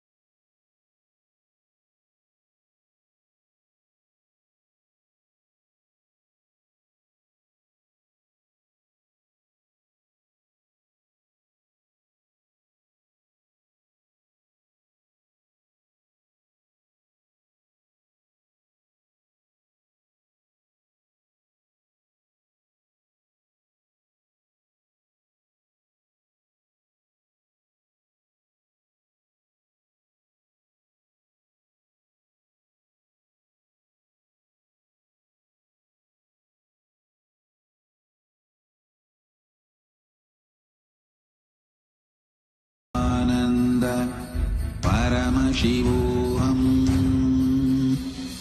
Om Nityananda Paramashivoham. Om Nityananda Paramashivoham. Om Nityananda Paramashivoham. Om Nityananda Paramashivoham. Om Nityananda Paramashivoham. Om Nityananda Paramashivoham.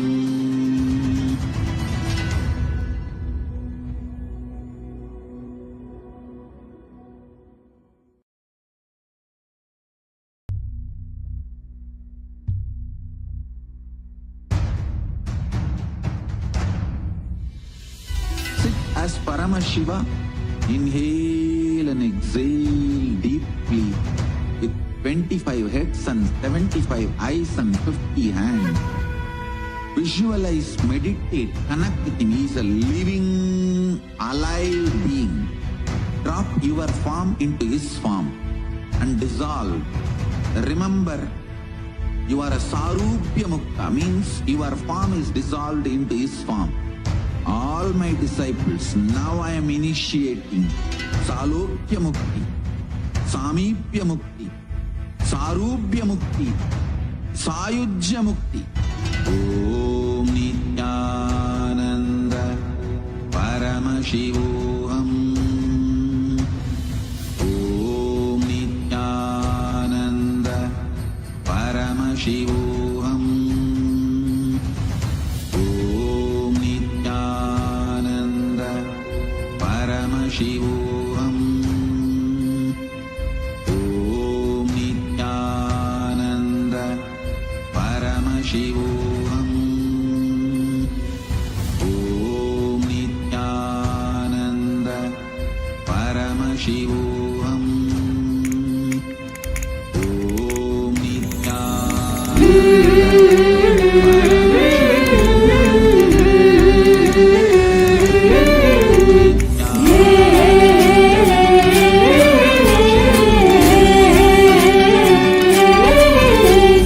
जय जय जय पराशक्ति है भवानी, जय जय जय जगदम्बे रानी, जय जय जय Nityananda Paramashivoham.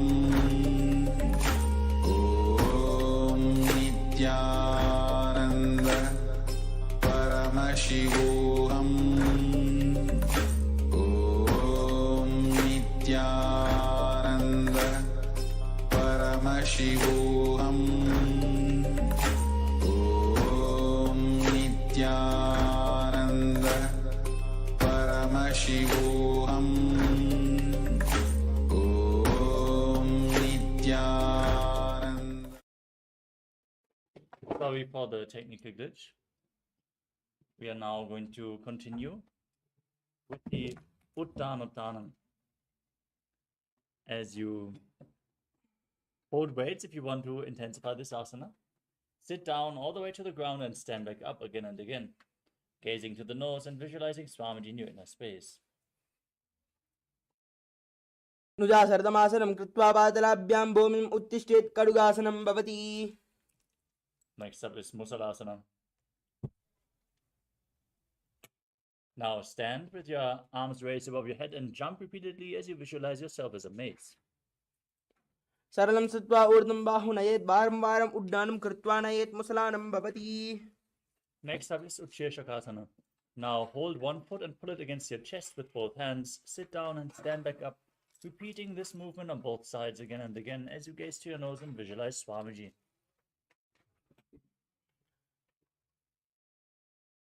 हस्तद्वयेन धृत्वा तिष्ठेत्. Next up is the Parshvajanukarana. Now stand with the toes of one foot pointing to the side and the knee slightly bent as you pull the other knee against your chest. Then circle the leg with your arm, with a hand and a fist, placing the other hand on the respective thigh with the fingers pointing inwards. Next asana is Tandavasana. Now visualize yourself fiercely dancing as Lord Shiva as you extend your arms and one leg forward, sit down and stand back up. एकेन पादेन स्थातव्यं ताण्डवासनं भवति. Next up is Brahmanasana. Now bring the left foot to the inner right thigh. As you keep the hands relaxed by the side, visualize Lord Brahma blessing you from within. ब्राह्मणासनमावक्षेत् कृत्वात् ब्राह्मणो भवेत्. Next up is Garudasana 3. Now bring the left leg over and around the right knee. As you tuck the left toes behind, bring the left arm below the right and join your hands in Namaskara Mudra as you visualize yourself as Lord Garuda. उत्थानकूर्मपीठं च संहस्गारुडमेव च. Next up is Ekapadasana. Now place the left foot on the right thigh. Hands by the side, visualize Swamiji in your inner space. दक्षाग्रं वामपास्य जङ्गोपरिणिधाय च. The next asana is Dhruvasana, the pole-star posture. Now hold on to the big toe of the left foot as you extend the leg out to the side. Rotate on the right leg as you visualize yourself as the North Pole Star. एकेन हस्तेन दण्डरूपस्य एकस्य पादस्याग्रं धृत्वा. Next up is Trivikramasana, the 3 steps of Lord Vishnu. Now pull the left leg behind your neck if you can, otherwise you can pull it against your chest or just cross the left foot over the right. Then stand straight, sit down and stand back up as you visualize Lord Vishnu. एकेन हस्तेन दण्डरूपस्य एकस्य पादस्याग्रं धृत्वा.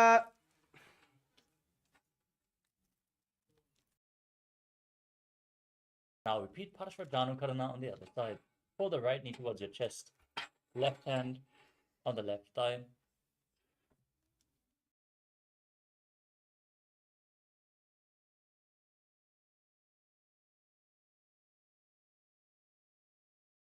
Now repeat Tandavasana on the other side. Extend the right leg forward, sit down and stand back up as you visualize yourself dancing as Lord Shiva. एकेन पादेन स्थातव्यं ताण्डवासनं भवति. Now repeat Brahmanasana. Place the right foot on the left thigh and visualize Lord Brahma blessing you from within. ब्राह्मणासनमावक्षेत् कृत्वात् ब्राह्मणो भवेत्. Next up is Garudasana 3. Now visualize yourself as Lord Garuda as you intertwine your arms and legs, hands in Namaskara Mudra. उत्थानकूर्मपीठं च संहस्गारुडमेव च. वातायनं गोमुखं च भारद्वाजं त्रिविक्रमम्. Now repeat Ekapadasana. Place the right foot on top of the left thigh, hands by the legs as you visualize Swamiji in your inner space. उत्थानकूर्मपीठं च संहस्गारुडमेव च. वातायनं गोमुखं च भारद्वाजं त्रिविक्रमम्. Now hold on to the right big toe and rotate on the left leg, visualizing yourself as the North Pole Star in Dhruvasana. एकेन हस्तेन दण्डरूपस्य एकस्य पादस्याग्रं धृत्वा.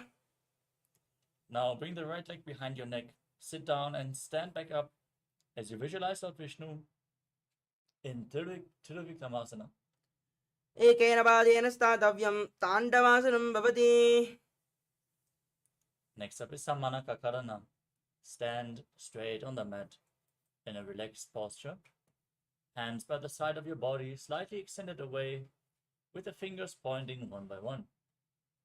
Let us get ready to perform the final 100 asanas of this sequence, starting off with Gorak Anjali Asana. Now, squat down and bring your hands in between the legs as you lock your fingers in Parashamudra and then bring the finger lock to your navel. Visualize the great sage Goraknath, founder of the Nata Yoga Hindu Sampradaya, as you breathe in Jiva Chala Kumbhaka, inhaling all the way and then moving the prana throughout your body by the force of your will.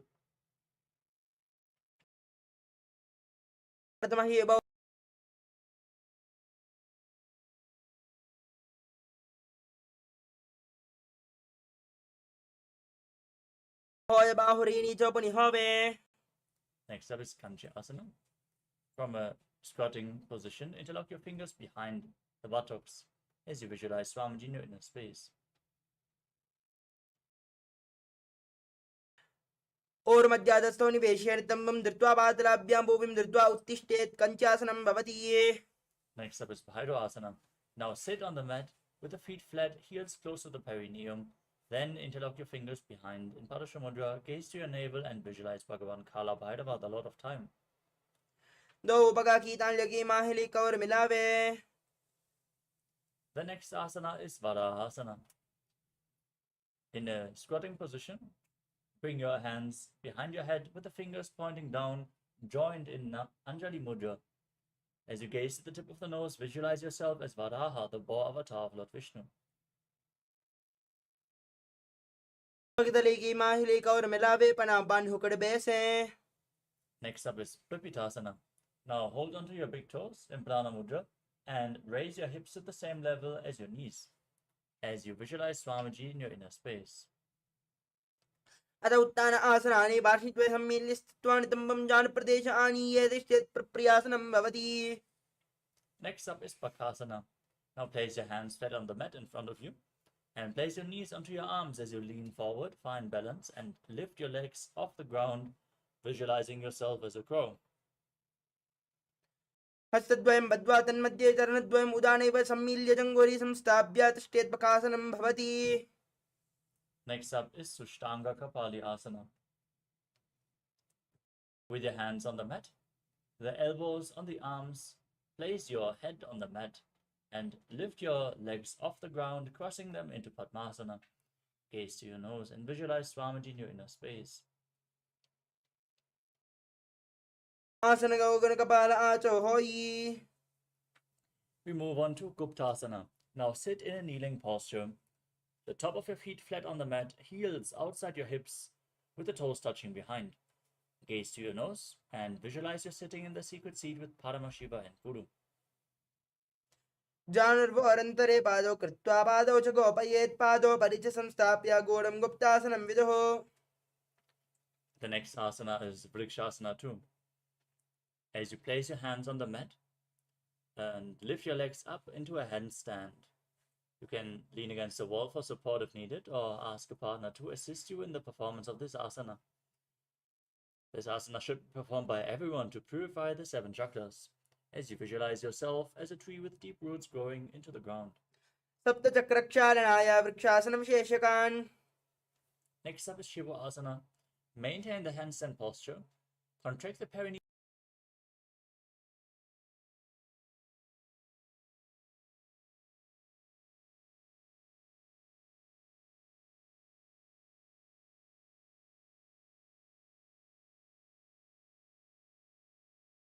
floor.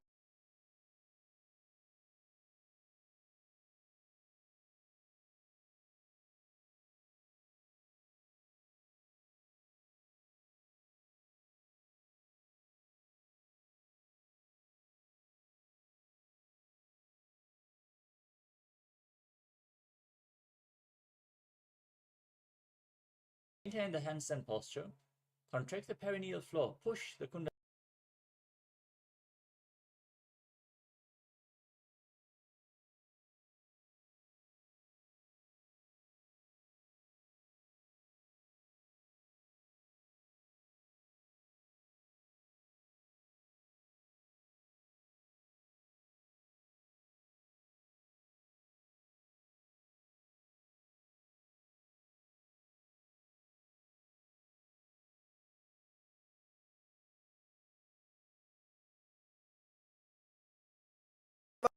वारंवार उड्डानं कृत्वा मत्स्यासनं भवति. Next up is Sarpasana. Lay on your stomach, hands on the hips, and move your chest from left to right, visualizing and moving yourself like a snake. नब्जं शयनं कृत्वा हस्तौनितं As you gaze to your nose, visualize yourself as Vajra, the weapon of Indra.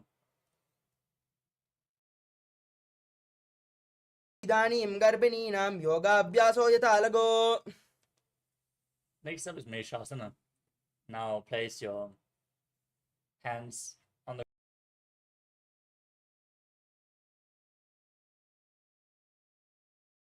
ground and raise your hips up into Gajasana. As you then alternate striking the ground with your hands, visualizing yourself as powerful as a ram. गजासन संस्थौ एकैकं बाहुं भूमौ ताडयेत् मेषासनं भवति. The next asana is Ajasana. From Gajasana, raise your legs up and Slowly lower your head towards the ground, visualizing yourself as unborn, existing for all eternity. गजासन संस्थितौ पाद्वयम् अवतराले कृत्य. Next up is Dhanantarasana. Sit in a kneeling posture. Hold onto the big toes, pull them close to the perineum as you then place your hands on your thighs. Gaze to your nose and visualize Swamiji in your inner space. पूर्वविधि परिभाता की गागशीसोपनासरामोडी. Next up is the Angamottanam. Now interlock your fingers in front of your body, move your hands up, down, left, right in all directions, giving massage to joints and muscles of your body as you then repeat the movement behind yourself, visualizing Swamiji in your inner space as you perform Ujjayi Pranayama. हस्तयोरङ्गुलिर्बद्ध्वा हस्तयोर्मध्यात् सर्वं ममङ्गं निक्षित्य तिष्ठेत् अङ्गमोत्तनम्. The next asana is Garudasana form. Sit in Vajrasana on your heels as you turn your feet outwards, toes pointing to the side, hands on the knees, visualizing yourself as Lord Garuda flying Lord Vishnu and Lakshmi on his back. जङ्गोरभ्यां Darrang पीड्य सर्कयो द्विजानो जानुपरिकरद्वन्द्वा गरुडासनमुच्यते. Next up is Ananda Mandirasana. Now sit with your knees wide, the feet flat on the mat. Hold onto your ankles and place the front of your buttocks on the ground as you gaze to your third eye and visualize yourself residing in the blissful space of a temple. अथ वक्षे वीरनाथम् आनन्दमन्दिरासनं यत्कृत्वा अमरो धीरो भावयेतेव साधः. Next up is Mandukasana too. Now cross your feet and sit on your ankles as you place your hands underneath the knees. Press your tongue against the palate of the mouth in Manduki Mudra as you visualize yourself as a frog and perform Uddiyana Bandha and Muna Bandha. पृष्ठं सम्पीड्य गुल्पाभ्यां जान्वङ्गे सबलयाकृतिः. Next up is Narasimhasana. Now tuck your toes and sit on the raised heels. Place your hands on the mat in front of you with the thumbs touching. Gaze to your nose, stick your tongue out, exhale forcefully as you visualize Narasimha, the Lion Man avatar of Lord Vishnu in Narasimhasana. दो पगपना पानी होय वैसे AD मिलार गोड़ानी वैसे. Next up is Vishtakasana. Maintain the same sitting posture, but cover your mouth with your hands. Bring your thumbs underneath the teeth and close your mouth. Inhale through the right nostril, exhale through your mouth. Gaze to your nose and visualize yourself as Devi, victorious over all your fears. दो पगांगी AD जो ही गाड़ा ब्रह्मा मन बने होई. Next up is Makarasana. Now place the top of your feet flat on the mat and sit on your heels. As you keep your knees wide, bend your elbows and bring your arms towards your armpits, imitating a monkey stretching itself. As you gaze to your third eye and visualize yourself as a playful monkey. दो भगतले सम्राणे तिनके पृष्ठभूमि परिटाने.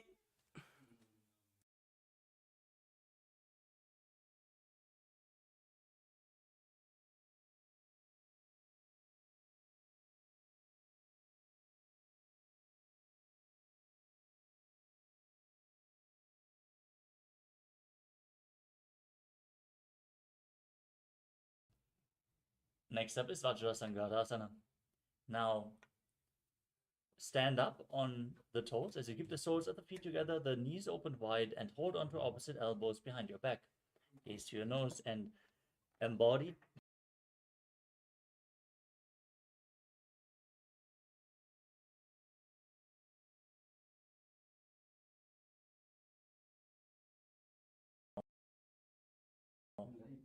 cross your feet behind your back and sit on your heels as you keep your hands flat on the mat beside you.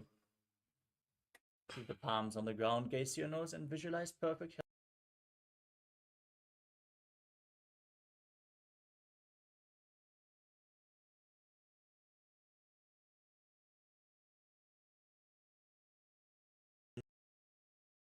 Neck stiff like the shell of a turtle as you gaze to your nose and visualize yourself as a turtle with a stable body and mind to live for centuries in Kurmasana.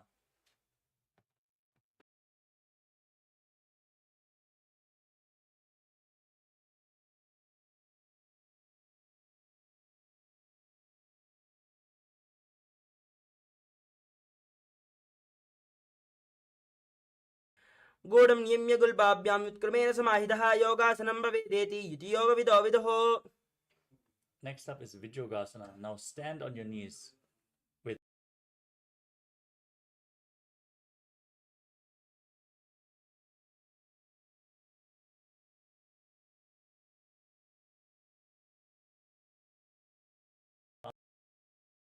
Ramji.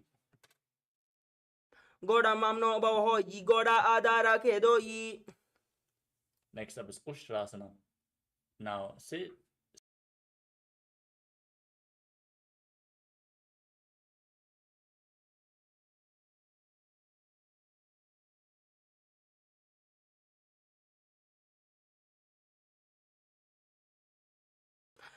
मेरुदण्डग्रन्थिदाटिः संविपादैः पुमान् कपोतोष्ट्रासनाभ्यासं कुर्यासनमितासनम्. Next up is Jatyasana 2.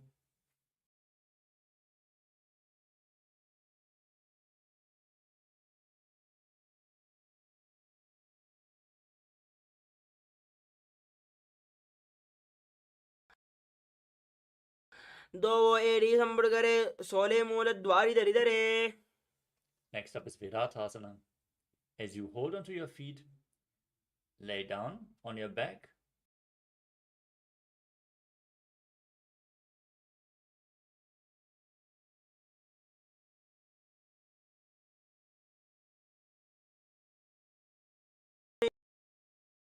संस्थाप्य. Next up is Kapotasana. From the same position, hold on to your feet and place your forearms on the mat behind.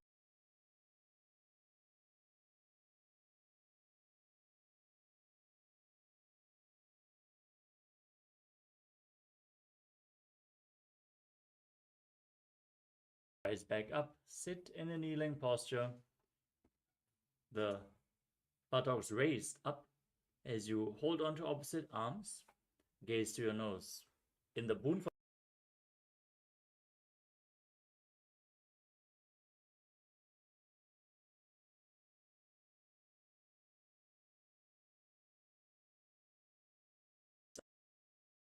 asana is Varahasana 2.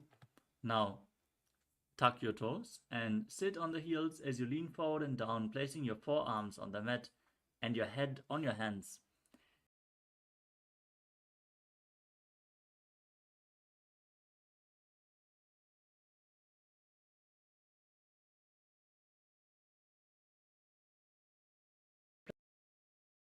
Place your forearms on the mat, shoulder width apart. Interlock your hands and then place your head on the mat, supporting it with your hands as you walk your feet forward, raise your hips and lift your legs up.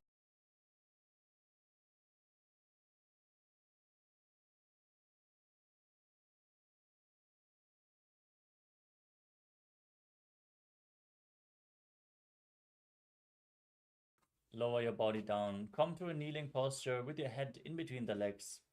Hold onto your head and place your elbows outside the knees. As you inhale through the nose,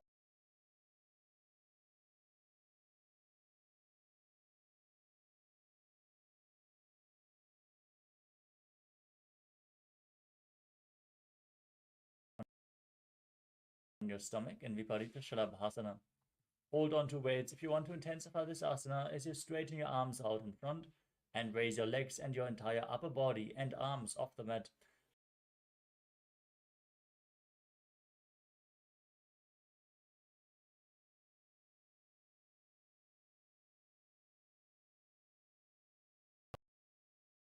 Head on the mat and your hands next to the hips. As you raise your legs up, visualizing a skull in your inner space, representing the mind with purified thoughts and the strong will to attain enlightenment.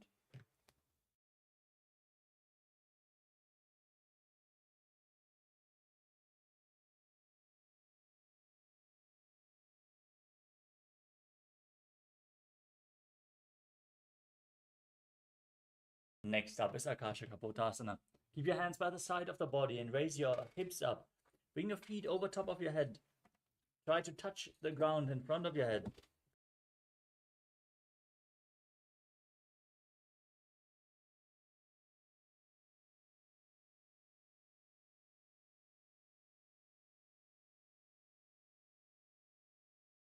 Now sit in a kneeling posture and place your forearms on the ground with your navel touching your knees. Visualize yourself as a sparrow. Korparaparinda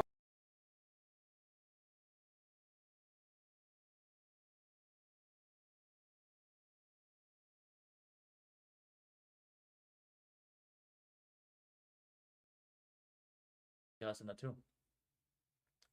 यश्चैव पुज्यः प्रतिमां कृपाश्नी दत्त्वा सुशीले चिबुकं विदार्यकौ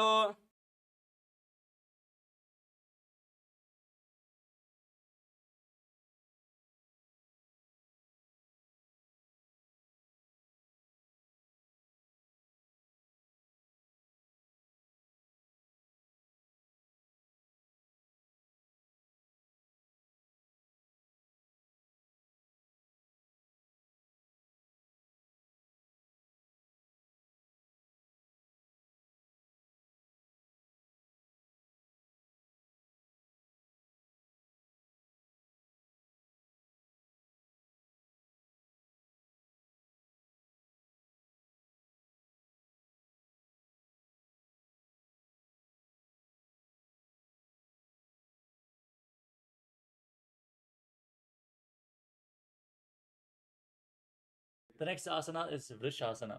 Now sit in a knee.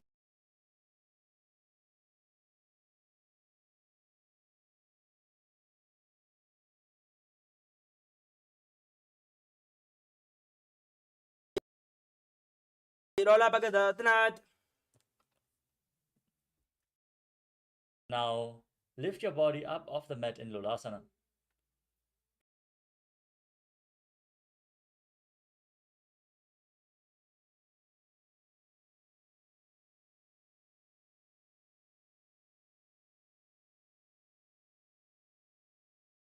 याम्यगुल्पे पादमूले वामभागे पदेतरं विपरीतं स्पृशेत् भूमिं वृषासनमिदं भवेत्.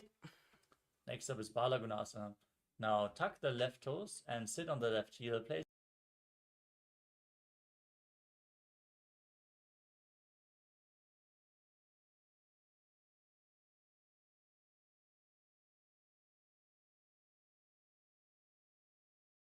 as you visualize yourself as the entire planet in Grahasana.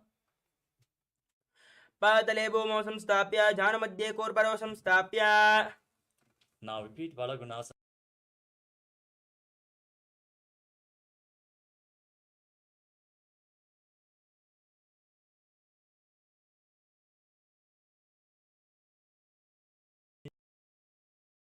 You can use weights if you want to intensify this asana as you visualize Swamiji.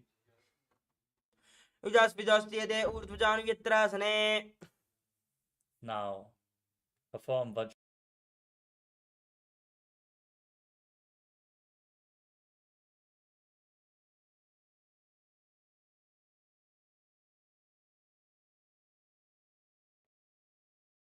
Next up is Anilasana.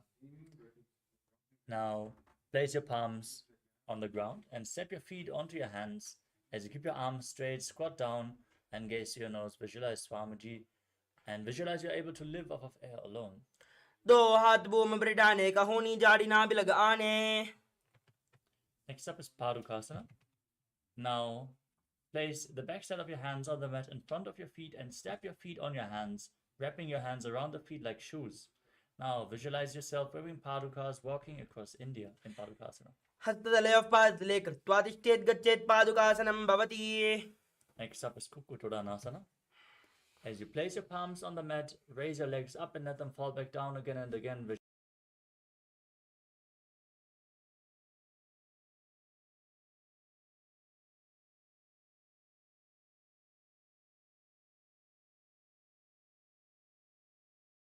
Your legs up, dancing on two hands in an inverted posture as you feel yourself become free of all inhibitions.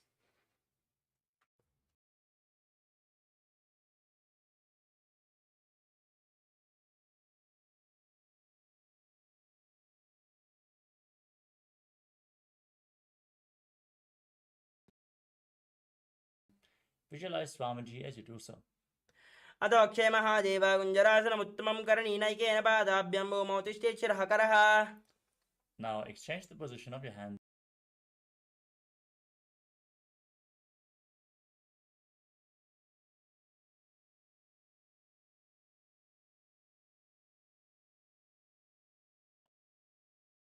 Now sit down on the ground with the feet flat, hold your ankles, and then raise the feet off the mat as you visualize yourself as a kadamba tree, a pious tree that promotes a long life.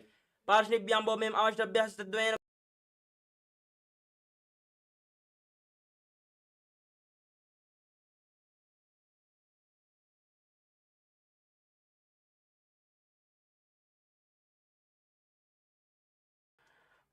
वयोस्तु पादयोः पाणिं लात्वा स्वस्थनितम्बिकये जानुनि वक्षसि साधुर्बभ्रतीकरबन्धनै. Next up is Chakrasana. Now bring the left leg behind your neck.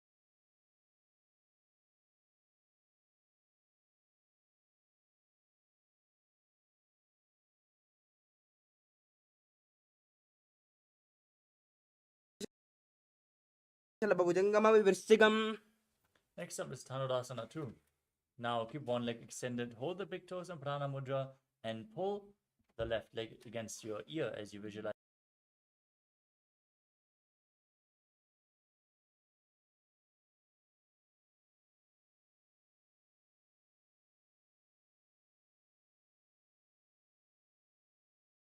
Extend the legs out to the side and lean forward as you balance on your arms, visualizing yourself as a flying crane. वासिष्ठमतकौण्डिन्यमूर्ध्वकुक्कुटमेव च.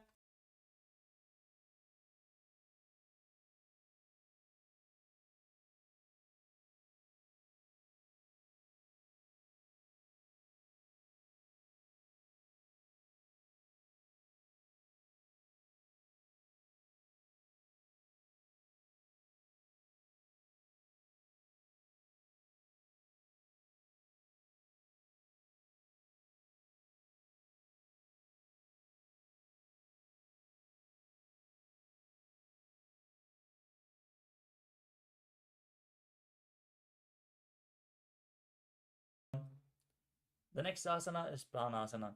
Now place the right foot on the left thigh, the left foot flat, the left foot shoulder beneath the left knee as you gaze to your third eye and visualize you're immortal and able to exist solely from prana.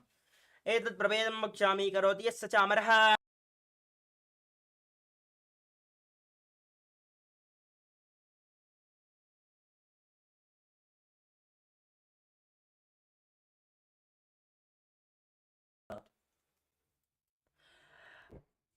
वामोर्मूलदेशे च यां यं पद्मं निधायतो.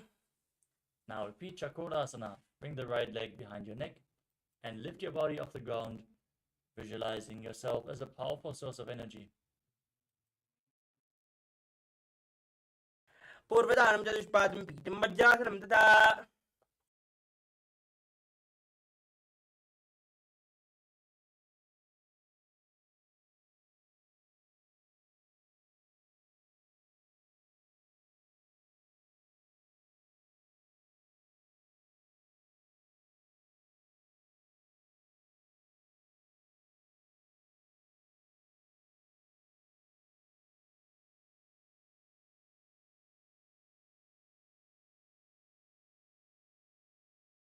Now repeat pranayama on the other side. Place the left foot on the right thigh, the right shoulder beneath the right knee as you gaze to your third eye and visualize you can eternally exist on prana.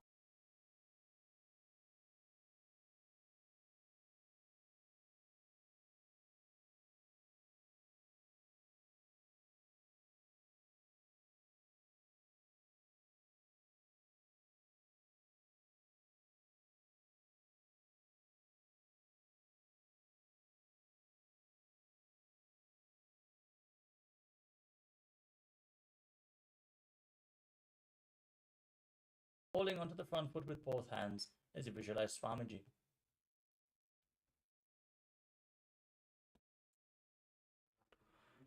एकं पादं प्रसारे एकं पादस्य पार्श्वे Ashwini. At the hip, hold the left foot and pull it in front of your face as you visualize yourself as a crane. वासिष्ठमतकौण्डिन्यं मूर्ध्वकुक्कुटमेव च. The next asana is Swastikasana. Now sit with your feet in between the calves and thighs as you gaze to your nose. Keep your hands on the knees and embody peace, well-being, and good fortune as you visualize a swastika. जानुर्वोरन्तरे सम्यक् कृत्वा पातले उभे. Next up is Rudraksha. Now maintain your feet in the same position but cover your heels with your hands. Tuck your chin to the chest, gaze to your nose, and visualize Rudraksha, the founder of the Natha Yoga Hindu Sampradaya.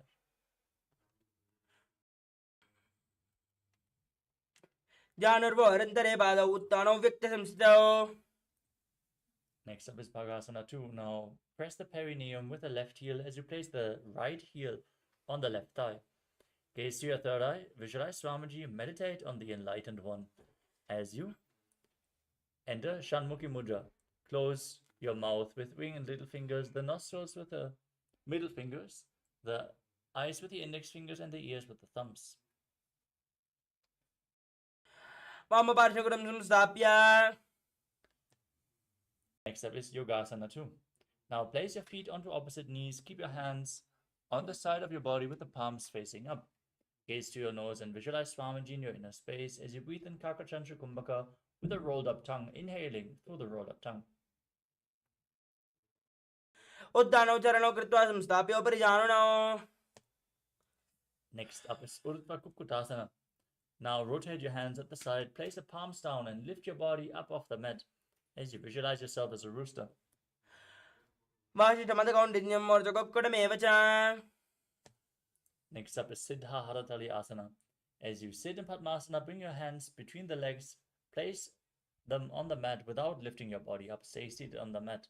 Gaze to your nose and visualize Swamiji in your inner space.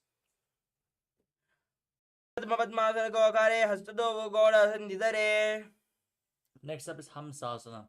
Now push your hands into the mat, lift your body up in Padmasana as you gaze to the nose and visualize yourself as an elegant swan. Kukkudasana Stitva Skandaparyandam Orani Nitva. Next up is Karmukasana. From Padmasana, push your hands in between the legs, bring the hands behind your body, interlocked in Padasha Mudra, as you place your forehead on the mat and visualize yourself as Paramashiva's bow. Pradma Padmasana Gokare Godasani Mahikaridare. Next up is Kurmasana 2. Now, bring your hands in between the legs, bend your elbows, and hold on to your shoulders as you visualize yourself as a turtle with a stable body and mind to live for centuries. Bami Jangabar Dakshina Bhava, Dahi Jangabar Bamilyava. Next up is Granthi Bhedasana. From the same posture, tuck your chin to the chest in Jalandhara Bandha, gaze to your nose and rejoice knowing you're sitting in Shiva's secret knot posture. Adavaksheni Lakanda Granthi Vedasanam Shubham. Now roll onto your back from the same position. Keep holding on to the shoulders as you gaze to your nose and embody a turtle laying on its back in Uttana Kurmasana. Kukkudasanam Dastam Garabhyam Dargandaram. Next up is Pango Kukkutasana. Sit in Padmasana, place both hands in between the legs, one palm down on the mat, holding its wrist with the other hand as you lift your body up. Visualize yourself as a rooster. Kukkudasana Stitva Ekena Hastena Anyasya. Now place the other hand on the mat. Repeat Pango Kukkutasana on the other side. Kukkudasana Stitvam Ekena Hastena Anyasya. Next up is Gridrasana. In Padmasana, place your elbows on the toes, interlock the fingers, and place your chin on the hands as you press your thumbs against the throat. Visualize you have gone beyond all greed and covetous. Kukkudasana Stitva Skandaparyandam Orani Nitva. Next up is Padmasana 3. Now, sit in Padmasana. Keep one hand over the other with the palms facing up in your lap. As you gaze to your nose, engage all three bandhas and visualize Swamiji. Uttana Ucharano Vidaya Vidivat Shaktirastau Yogirat. Now, keep your hands on the knees in Padmasana 4 as you gaze to your nose and visualize Paramashiva in your inner space performing the Mula Bandha. Etat Padmasanam Kuryat Pranavai Prasiddhaye. Next up is Karmakasana 2. Keep one hand on the knee, hook the other hand around the big toe in Prana Mudra. Move the big toe round and round in a circular motion as you visualize yourself as Pinaka, Lord Shiva's bow. Then repeat the movement on the other side.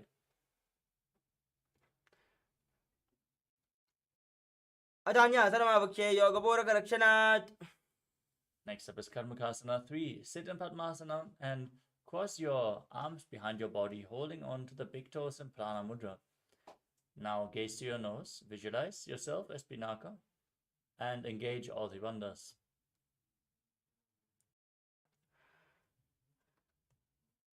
कर्मुकासनमाक्षित्य उदरे पूरयेत् सुखम्. Next up is Tridhasana. Maintain the same posture, but lift your chest, gaze to your third eye, and visualize yourself as Paramashiva's third eye, destroying anything you come across. ऊर्ध्वं परिस्थाप्य पादयुग्मं प्रयत्नतः.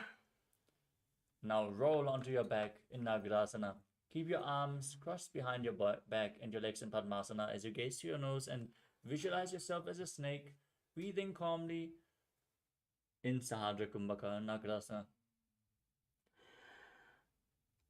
प्रथम पद्मासन कोटाने दो हाथ बाचाने आने. Next up is Kandukasana. You can free your arms and legs now. Hold your knees against your chest and circle them with your hands locked in Parashamudra as you squeeze your body into a ball.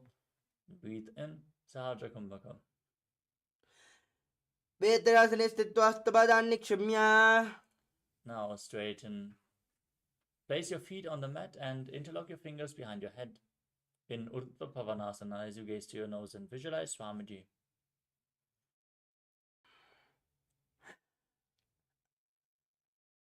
प्रथमसूदोसैन गणावे घोड़ा उबाराशे मिलावे गुल्पमाहिलो अंगष्टतो ई करे एकसमे रसोई. Now bring your hands underneath the heels with the palms facing up and then push your hips up in Marakata Pitasana as you visualize yourself as a powerful alpha ape. उत्तानशयनं पातले स्थापयेत्. Next up is Uttana Shikhi Pitakasana. As you straighten your legs, raise your hips and bring your hands to the lower back for support. Your body weight should rest on your elbows. As you gaze to your nose, visualize Swamiji in your inner space. Breathe in Mudra Kumbhaka with the Jalandharabandha engaged. जङ्गोरुबलहीनश्चेत् उत्तानशिखिपीठकम् अप्रमुक्तप्रकुर्वीत भुक्तेः प्राग्विजिजेन्द्रियः. Now raise your legs up off the mat. Keep your arms on the mat for support. As you visualize yourself blissfully traversing Naraka Loka unscathed in Narakasana. ग्रीवाकण्डेन भूमिं विस्तम्भा पादाग्रद्वयं मूर्धमुन्नयेत् नरकासनं भवति. Next up is Tiranaukasana. Now bring your hands to the lower back. Straighten your legs up and lower them and angle your body with your core engaged as you visualize yourself as a boat crossing the ocean of samsara in Tiranaukasana. नौकावत् स्थित्वा ऊर्ध्वं पादाग्रद्वयम् आम्नयेत् तिर्यन्नौकासनं भवति. Next up is Jajasana. Now bring your hands back to the mat. Straighten your legs like a flagpole as you visualize yourself as the Kailasa flag respected across all nations. तिर्यन्नौकावत् ग्रीवापश्चकूर्परैः भूमिम् अवष्टभ्यमस्तकलाक्षे केशेन पादाग्रद्वयम् ऊर्ध्वं नयेद्वजासनं भवति. Now lay down on your back. The legs straight, hands next to your hips. Form Shakti Chalan Mudra. Pull the Kundalini Shakti up along your spine from Muladhara to Sahasrara Chakra. As you visualize your body is dead and Swamiji, the Supreme Pontiff of Hinduism, is liberating you in Vriddhasana. Internally chant Om Nityananda Paramashivoham. उत्तानं शववद्भूमौ शयनं दोषवासनं शवासनं श्रमहरं चित्तविश्रान्तिकारणम्.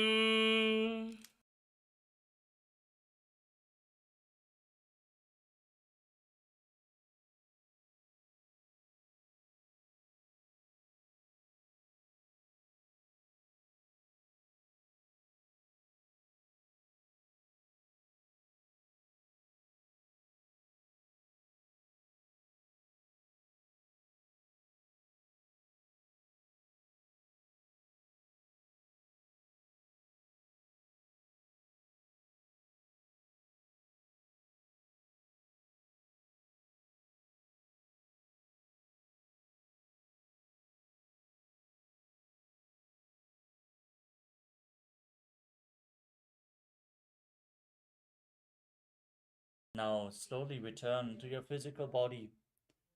Start to wiggle your fingers and toes, your wrists and your ankles, your elbows and your knees as you pull your knees up against your chest.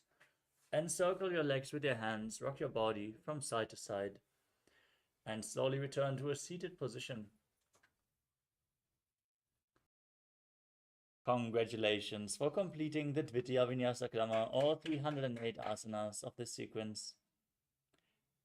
We want to complete with all of you for the rapid speed towards the end and the technical glitches in between.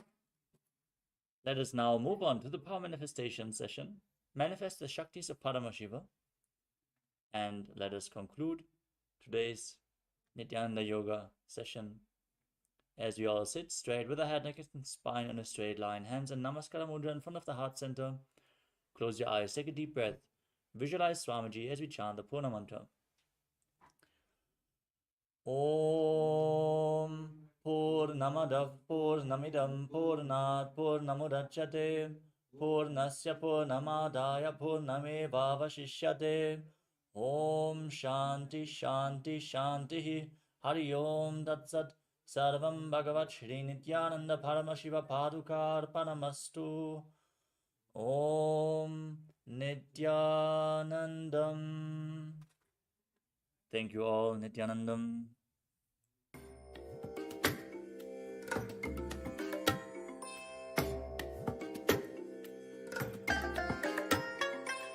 I bless you all. Let you all open all your three eyes and manifest the powers of Mahasudashiva. Om Nityananda Paramashivoham. Om Nityananda Paramashivoham. Om Nityananda Paramashivoham. Nityananda Paramashivoham. Paramashivoham.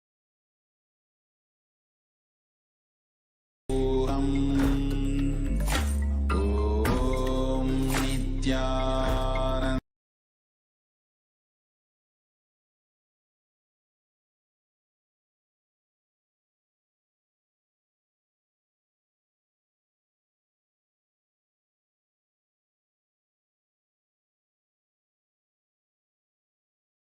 Om Nityananda Paramashivoham. Om Nityananda Paramashivoham.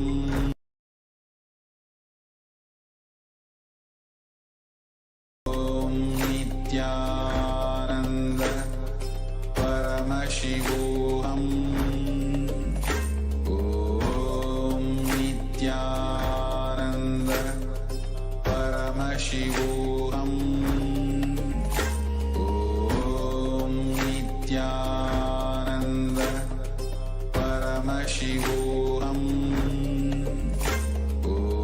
Om Nityananda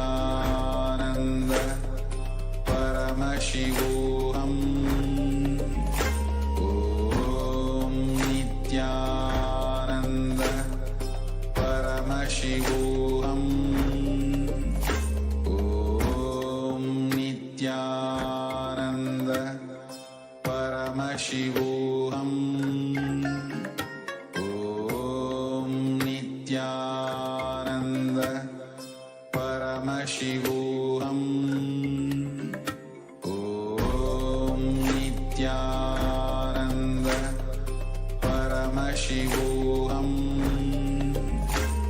Om Nityananda Paramashivoham. Om Nityananda Paramashivoham. Om Paramashivoham.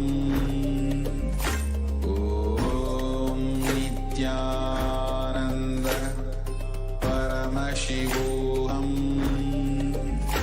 Om Nityananda Paramashivoham. Om Nityananda Paramashivoham. Om Nityananda Paramashivoham. Om Nityananda Paramashivoham. Om Nityananda Paramashivoham.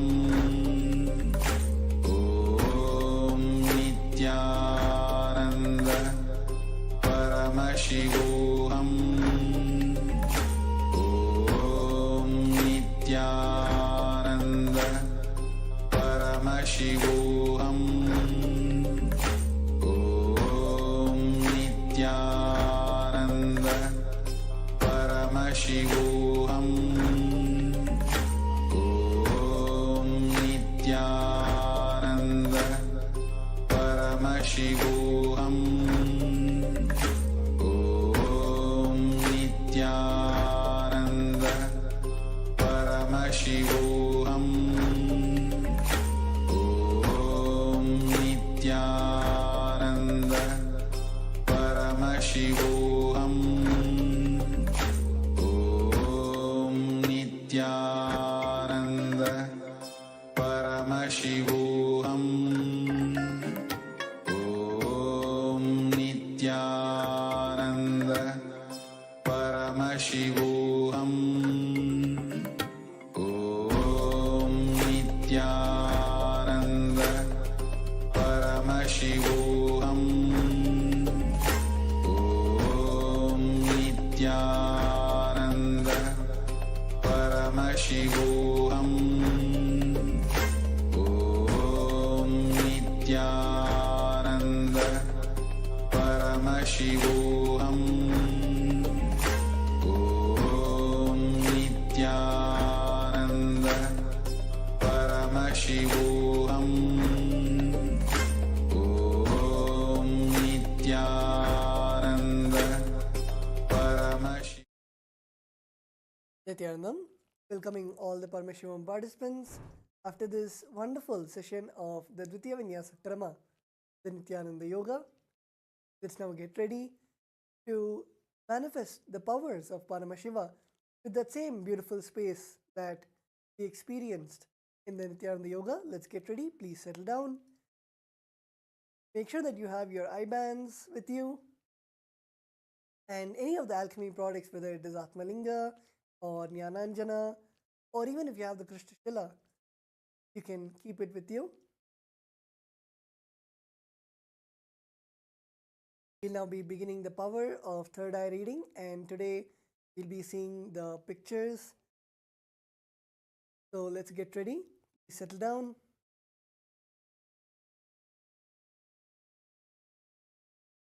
Make sure you sit and you're seated in a comfortable position in Sukhasana, Vajrasana, Padmasana.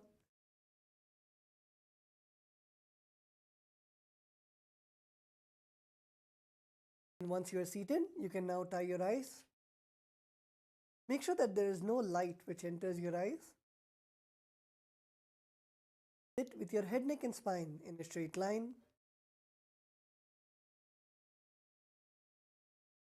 Visualize Swamiji in your third eye. Intensely chant the Mahavakya, Om Nityananda Paramashivoham, and ask Swamiji what is revealed through the third eye. Let's now begin the round 1 of the manifestation.